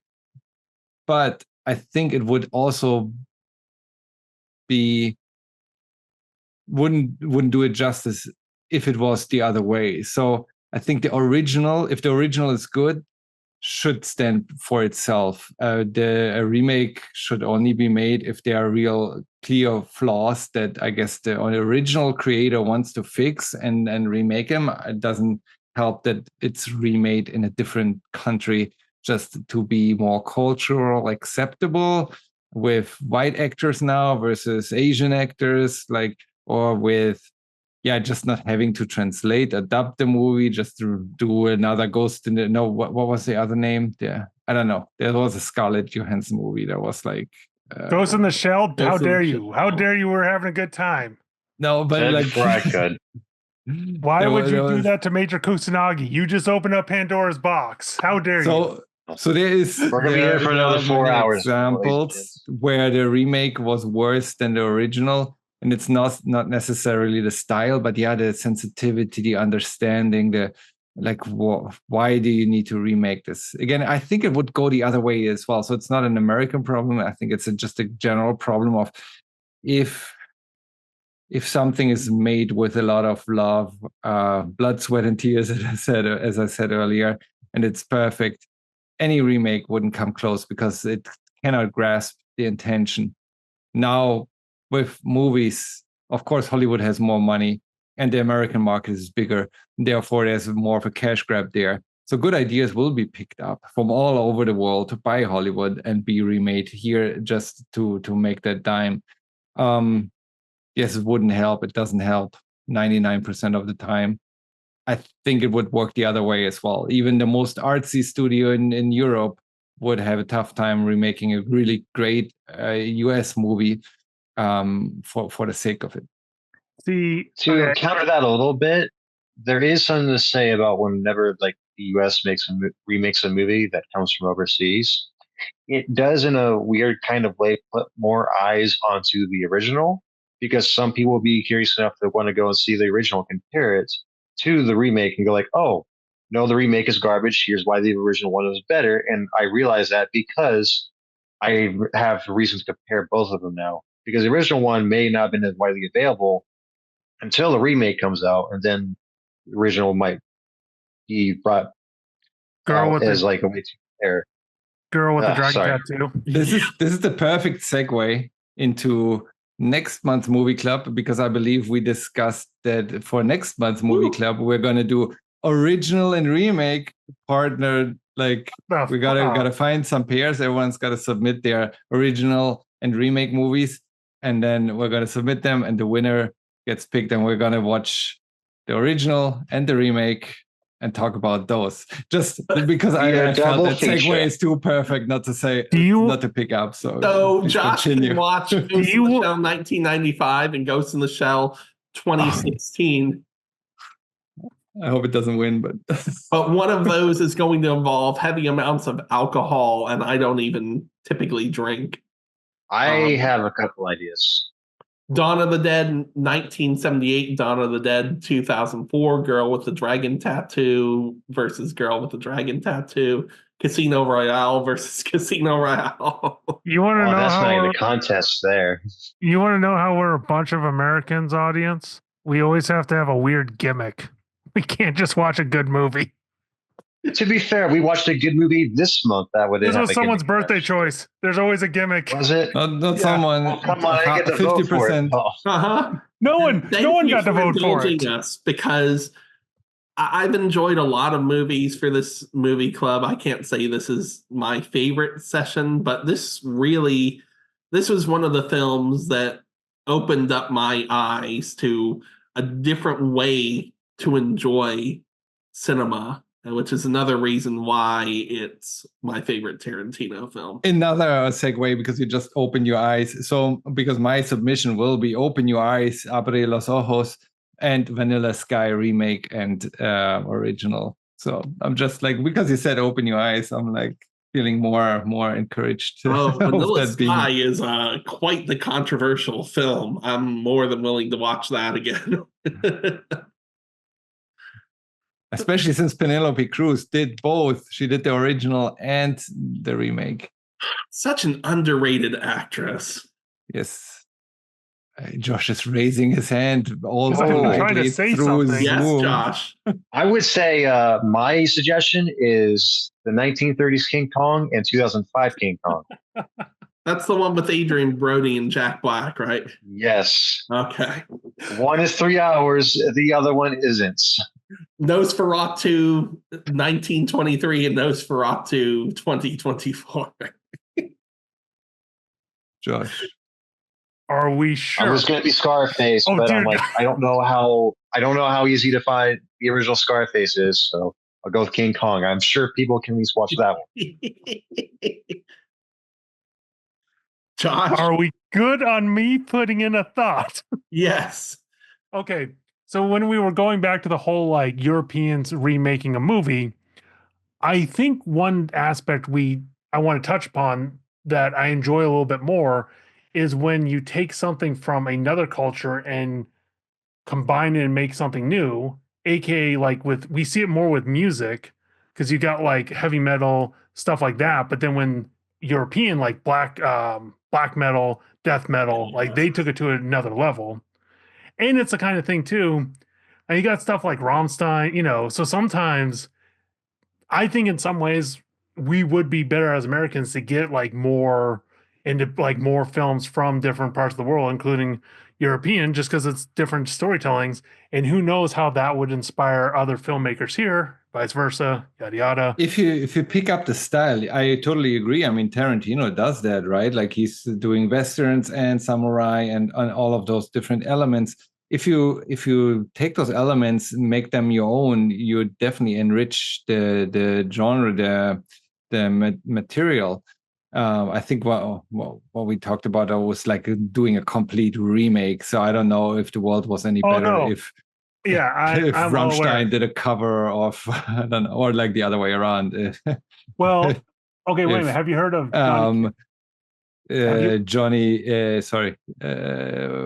Taylor Swift does a cover of a Rammstein song. But here's the thing: have you listened to "Hurt"? The two versions of that song. Yes, Johnny Cash, I Nine have. Inch Nails. Yeah, But they're both American, no? oh yeah. So, but it's just Fine. 99. I know. I get your point. Yes, I get your point. 99 red balloons.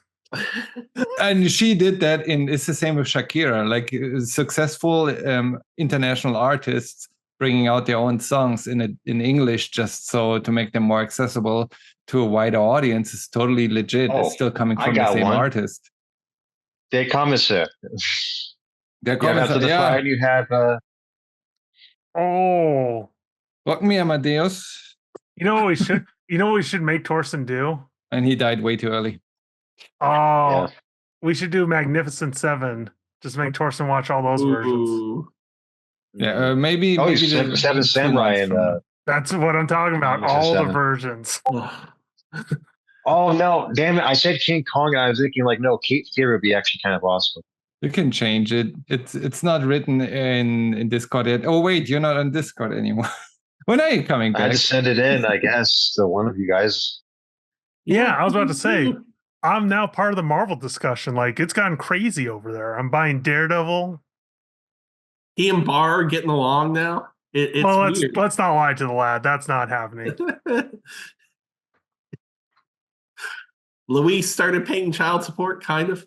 That's the weirdest in joke. I know, but I love it so much. I get what you're saying, Josh and Torsten. I just kind of feel that when it comes to accepting something as an original idea and remaking it to show love and enhance that original, that's not always the mindset that Hollywood has. Sometimes it is just that cash grab. Well, and I would hate for, just because there's another movie coming out, apparently, I would hate for Hollywood to grab asterisks and obelisk and turn it into a wild sex romp or something like. I mean, it is already bad because they started doing live action movies. That is odd. Whoa. Steven, keep going on this idea. Wait, you're on board with this? You're the last person I feel to be on board with that. Oh no, that was just that was a layup. I had to take that one. Yes, let's turn The Walking Dead to a romantic comedy. Now, if they want to adapt an underutilized film, they could modernize Felidae and just take out the unnecessary love scene. A cat murder mystery would be great. Look at how beloved The Great Mouse Detective was for the longest time. Look, that scene was needed because it scarred Elizabeth. No, I was about to say that I think the difference is to rag on Spike Lee some more because that's always a fun pastime. Old Boy. Oh yeah, because 2013 versus the original. Because I also feel like the other problem is, especially with Hollywood, especially with these remakes of animated films, it feels like it comes from a spot of like, well, we can do this better, and it's like, really? Yeah, that's not something that always happens, and that's why Train to New York, the Americanized version of Train to Busan, has been stalled for 6 years now. And it's also weird because there are certain things that are just, it's culturally like, yeah, you try to remake it. Like there's certain things that are universal. There's certain things that are very cultural, and it's like you don't realize how cultural they are until like you try to because I remember there's talks of remaking Akira for the American audience with Keanu Reeves in the lead role for a little while. Yeah. Oof. I'm glad you didn't do that. Okay. Where Tetsuo is actually Kanada's little brother. Yeah. And you've seen oh crap, the YouTube animating guy who did the American Akira? Yeah, I did. Also, because Torsten's gone, so we can talk about whatever. He can still hear us. I know. But apparently they're making a John Wick 5 and talking about a 6, and I'm like, no. See, I thought they already made a 5. prequel Am I on the way crazy? too. Spoiler, it's not a big spoiler, but it's like the way John Wick 4 ends, I'm like, just keep that. Like, if you want to explore, because it's ambiguous. He could be gone. He could not be gone. Kill the motherfucker. I love John Wick. Kill the motherfucker. Give us other aspects of that world. Remember when John Wick was fresh? Now you have Jason Statham trying to do John Wick. It's not the same. It definitely. Lali loves those though. If it were any other occupation, we would probably go see a working man. But as it is, she thinks the beekeeper is probably better than a working man. There is speaking of, thank you, Brand. Thank you. We could do the Italian Job versus the Italian Job. That was actually on my mind. I don't know why. I was thinking like, no, there's Italian Job makes sense, but I'm thinking, I hate to say it, I think the remake was better. Oh, that's one where I think like remake is my better. I was also we'd be here for like freaking 10 years, but like, what was it? Ben Hur and the 10 Commandments? Oh, no, 10 Commandments and Prince of Egypt. I think that's what it was. Yeah, but Prince of Egypt is a good one. Yeah, I know, but like, one's like live action, one's the animated ones. They're basically comparing live action to animation. I think quintessence is you have to come back to Discord and we continue that discussion there for the next movie club. I'm sorry you got cut off when you were answering when you're gonna be back on Discord. Whenever I feel like it, I guess. I have not had the desire to recently to want to. Hey, you come back when you come back, and you're going to be more than welcome back. I just feel given some recent comic-related news I had to get into arguments about with Venom and related to characters within that, I am just so over internet discourse right now. I am just like, I had to sit through a 5-hour, like, I didn't have to sit. I sat through that 5-hour chair stream for the casting thing. And of course, it was the state of superhero movies for the past 25 years discussion that I've had countless amount of times. So, well, you can pass your choices on to any of us, of course. I'm sure James will pick something like Kite versus the Kite live action with Sam Jackson. Or is it pronounced? Just hopefully the remake isn't anything Hayao Miyazaki and anything AI made, please. Shoot, Josh, help me with this. I think it's Kimba versus the Lion King. I can help you with that. Well, we know Forrest is going to pick Kimba. We got Kimba, as a small classic, my childhood versus the fucking Lion King. Who's you got Great House going like actually Macbeth. As a small child in Germany, I enjoyed certain things, and Kimba the White Lion was one of those enjoyments. Yeah, I realized there's certain I liked things it. I thought I we liked it when Kimba the White Lion was my Pokemon VHS ads. Thank you very much. On Western culture, but then I realized we're actually ahead on Japanese culture because we had not only Kimba on my hour Sunday, Saturday morning, Sunday morning, and after school, it's like Kimba. We had the kickers with this like ganbare kicker, some soccer anime, like a Japanese first manga turned into an anime, never was released or never translated into English. We had Mila Superstar, which is a volleyball manga or then volleyball anime. That was successful in Japan, very successful in Germany, never released, or I think limited, very not successful in the US. Like we have all of those anime shows in the 80s and 90s that were huge in Germany and Japan, and no one here knows about that. Captain Tsubasa? No, that's a very similar one. This is slightly different. It's called the original. It's Ganbare. I don't know how to pronounce Japanese. I was gonna say the German one is called "Kick the Ball, Young Lad, Kick the Ball." Yeah, no. Ganbare kickers. Well, that's just straight to the point. Yeah, I'll put that. I don't know if should I put that in Discord or here in the chat. Man, I was about to say the audience cares, but the other crazy thing about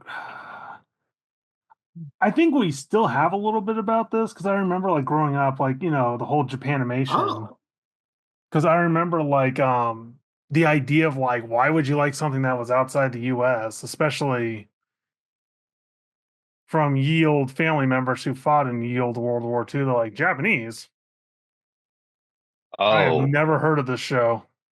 Nope. And then the other one here, this one, Attack Number One, apparently in English. I don't know if that's any famous, but that is any German kid my age knows about Mila Superstar. And apparently the English version is called Attack Number One. No idea that Atuka Nanba Wan in Japanese. At least that's how it's written here. So those two shows, huge. Wow, this had 104 episodes, Torsten. Yeah, they were big. I have no idea why they never came to the US. You know, sports stuff didn't take off. Sports that isn't US sports. If it's not baseball, American football, basketball, or ice hockey, I guess. There's a manga called, what is it? Ice Master. Oh, what is that football manga called? I remember Slam Dunk. Yeah. I remember Haiku or something like that. Ice Shield 21, which is literally American football. Oh, that was good. And it never took off over here. No. And Torsten, one of the problems with manga and anime in America is that the boom that has created this new renaissance didn't really take place without the assistance of Cartoon Network's Toonami block. Dragon Ball actually did show up in America before Dragon Ball Z. Saban, who helped bring the Sentai over here and turned it into Power Rangers, helped finance it through, I think, a dubbing company called Honey Go. We had the first 13 episodes and the first movie redubbed, and it bombed. It took bringing Dragon Ball Z, which was more action-oriented over here, to really push anime and manga forward. And to a lesser extent, his WB and Adult Swim. Because his WB is where I watched Pokemon anime.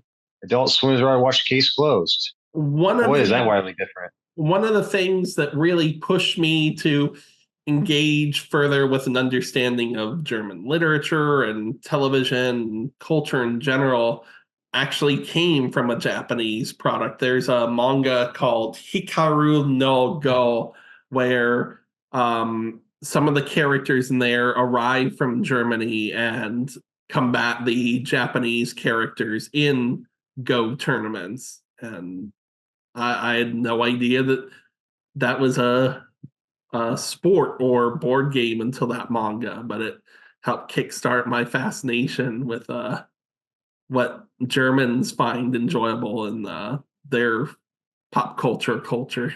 Yeah, they did a huge research a few years ago because I was like, I need to find those in English because I was, collecting your childhood stuff. And I was like, it's not available in English. It's like, what? You're kidding me? And then I did more digging, and it's like, apparently outside of Japan, it was only Germany and Italy. So odd. Where it actually became successcul. You would have thought a volleyball anime would have really hit hard. It took off, and that song, the theme song is up there with the Teenage Mutant Ninja Turtles theme song or DuckTales. Like every kid in Germany my age knows that. Apparently, it didn't even perform well in France, and that's really odd because some of the most out there anime do really well in France. Hey, Torsten, did you ever read Monster by Urasawa? Ooh, that's such a good manga. I was talking about that today. That one also takes place in Germany. Wasn't that crazy? But wasn't there an anime adaptation of A Dog Named Flanders? A dog what? Dog Named Flanders. I recommend Monster, though, highly. I do, too. Gonna drive me nuts because I remember it in my head. It's not ringing the bell. Dog of Flanders, 1975 Japanese anime television series based off of the 1872 novel. Wow, 52 episodes produced for it. That had 52 episodes. The trailer I watched for it, like when I was 6, made it seem like it was a movie. They attempted to make it hit here in the US prior to its official license, and it was turned down. Hey Torsten, did you ever watch Pokemon and or Digimon? No, I was too old for that at that time, and that's my choice. That's my choice for remakes. Just want to make him watch the most obscure 2 seasons. Don't. I hate you so much right now, Josh. If anything, he would have doesn't mean it's winning. He would have to watch the Japanese version of the first movie and compare it to the American version of the first movie, or the German version of the first movie. There's a German version of Pokemon. You know what's also crazy with Pokemon? Every region changes the name of them, except for Germany keeps the Japanese ones. I was about to say they sound very Japanese to me. Yeah, for whatever reason, like every other country is like, oh, we'll play with this. Germans are like, no, we respect the Pokemon too much. Which is funny because any other movie or any other entity is getting renamed. We talked about like all the funny German translations, right? Of like Spirited Die Away. Hard was like the first time I was here for that. Well, that's even close. It's like Die Slowly, but yeah. I think it was a copyright issue for whatever reason. No, it doesn't make sense in Germany. You would never say die like the German. It's like stirb langsam.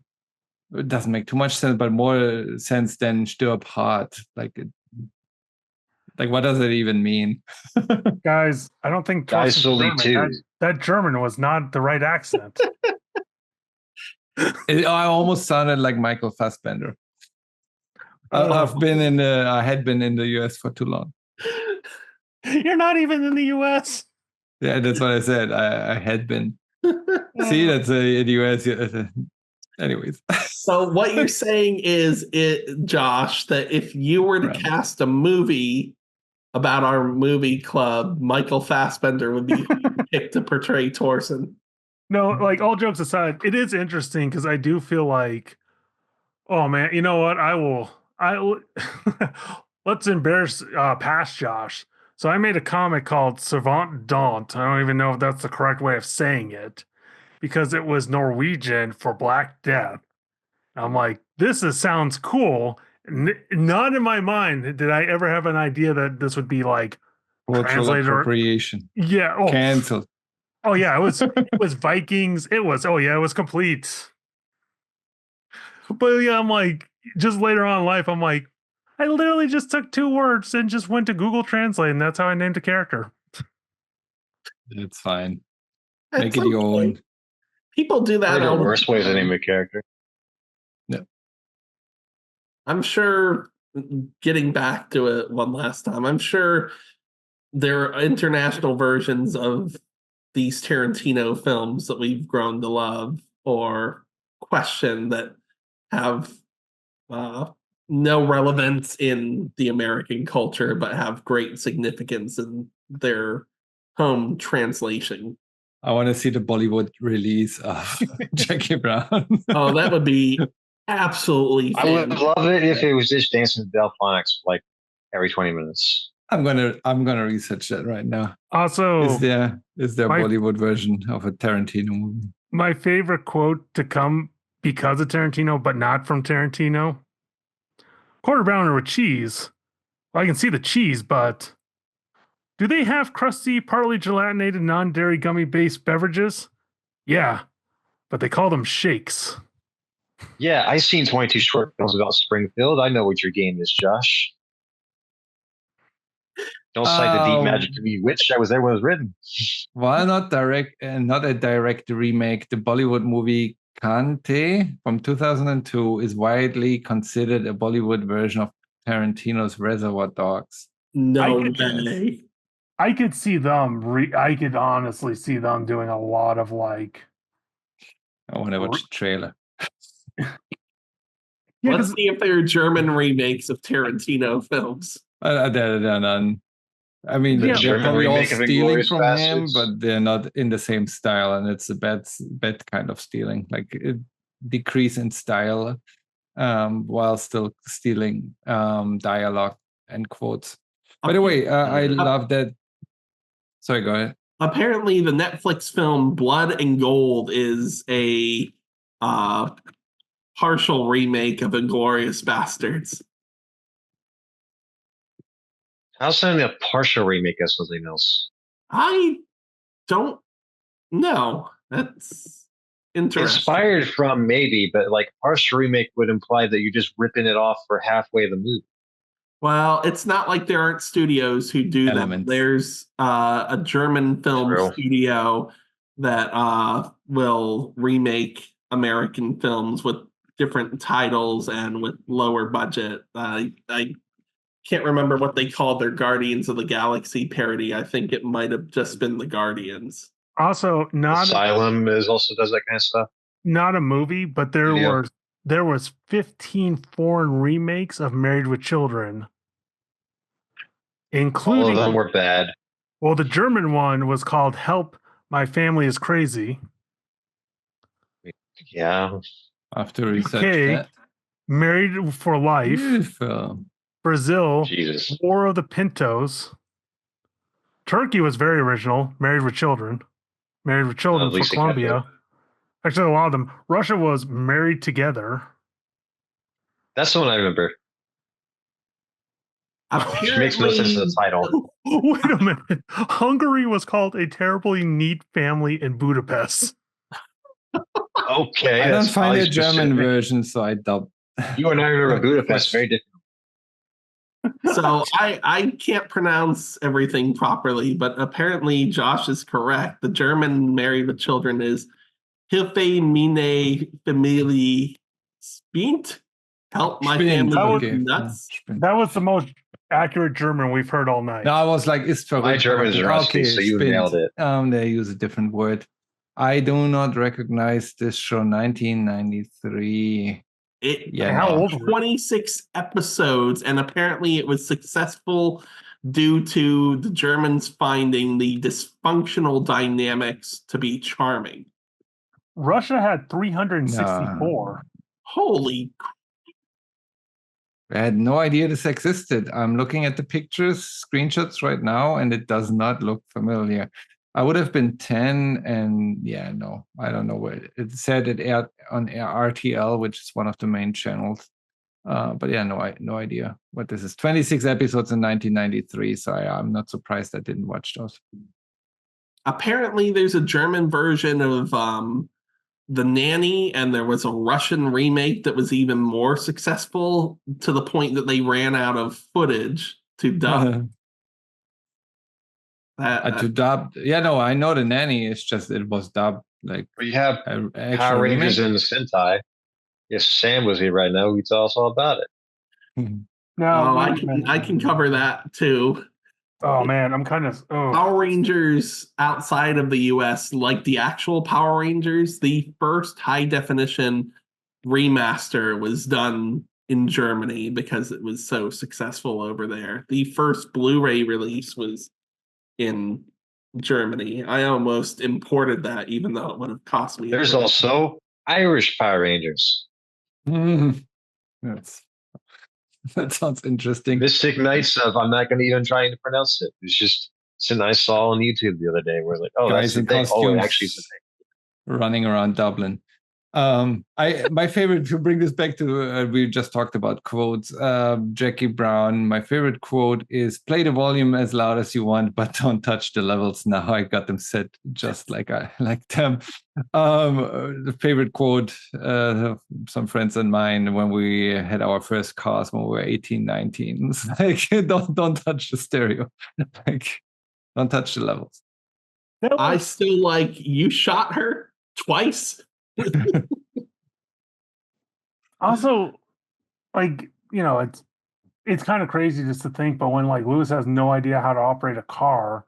Oh yeah, like what do I do? Just hold the thing and it does toot toot, and then he goes out and actually makes this up. I like coughing, helps you feel better, like the calculators and stuff like that. Like you're supposed to.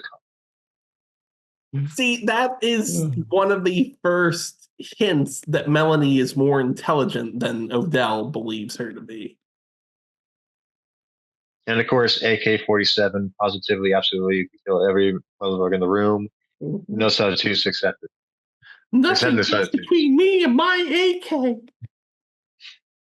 Yeah. So I always thought like AK-47. That's Russian. So yeah, I'm just confused because I know it's like it was like exported and like in a big thing in the Yugoslavian wars and stuff. I didn't know it was that famous in the US because like why does the US have a Russian gun? Like I guess illegal imports. I can tell you why. Oh yeah, Josh. I was waiting for that. Josh will tell you. You forget about the Afghanistan war because a lot of Russian equipment got over there, and we supplied. We supplied our weapons over there. And the AK-47, it's like one of the best designed guns because you can get it wet, you can get it in sand, and it will still operate. That's why they said like the Chinese, because you want the Russian one because the Chinese one isn't built as well. And I think there's also a Turkish one, but it's the Russian one's the best design because Russians have 3 major exports: the AK-47, vodka, and depressed novelists. So they brought them back after the Afghanistan war. It was one of the guns of choice because it's literally like it would work in any conditions. Easy to use, easy to clean, easy to load a new clip into it. It was something used by your frontline soldiers all the way up the ranking if they had to get involved. It was because the weird thing with Americans, you technically can buy almost any weapon if you have the money for it. So like you can buy a tank, but you have to have the license and the money to buy a tank. And no one has tank money. Weapons from the Soviet Union, but you cannot buy Cuban cigars. America. Yeah. America. Fuck you. Any last words about Jackie Brown? Because I feel like, I mean, it's fine. We can keep talking for another 2 hours, and that's all part of the recording. But I figure if we want to say people anything will about lose the movie, their interest in our alternate. This is the true stream that Tarantino watches and goes, I appreciate all the places they went. These guys get it. My 10th they know movie, what I'm on about. Jackie Brown Part 2. He's like Leo DiCaprio every 5 minutes every time we're talking about it. Like, oh, I get it. Also, that guy in the red, he gets it. What's funny that Josh guy is in defeat too. I was gonna say, what's funny is that scene it's him going, oh, I've been waiting for this. Here it is. The meme is, I recognize that, and it's like that's 2 different emotions. You'd be like, there's a Luke Cage shirt I'm wearing right now. You'd be like, Luke Cage, speaking my language. Final thoughts. This was great to revisit. It's just kind of funny that the 4K released and I bought it, and this wound up being the next movie club. I'm grateful that we got to experience this together. I'm grateful I was able to share it with Lali, and she actually enjoyed it, even though she sometimes feels lost in our more in-depth geeky discussions. And I think this might be the first time that this movie club has been able to create a session without an ongoing vote. So that was awesome as well.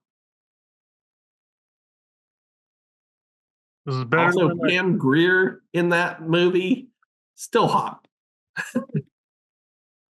Pam Grier is like, I can't imagine anyone is the lead in this movie but her. So I've seen her Foxy Brown movie and 2 or 3 others after this because I really wanted to understand what Tarantino saw after seeing the job she did, and just a fantastic actress all around, very strong screen presence. Also, the soundtrack is just top tier. So when are you going to watch Ghosts on Mars? Ghosts of Mars? I've seen that.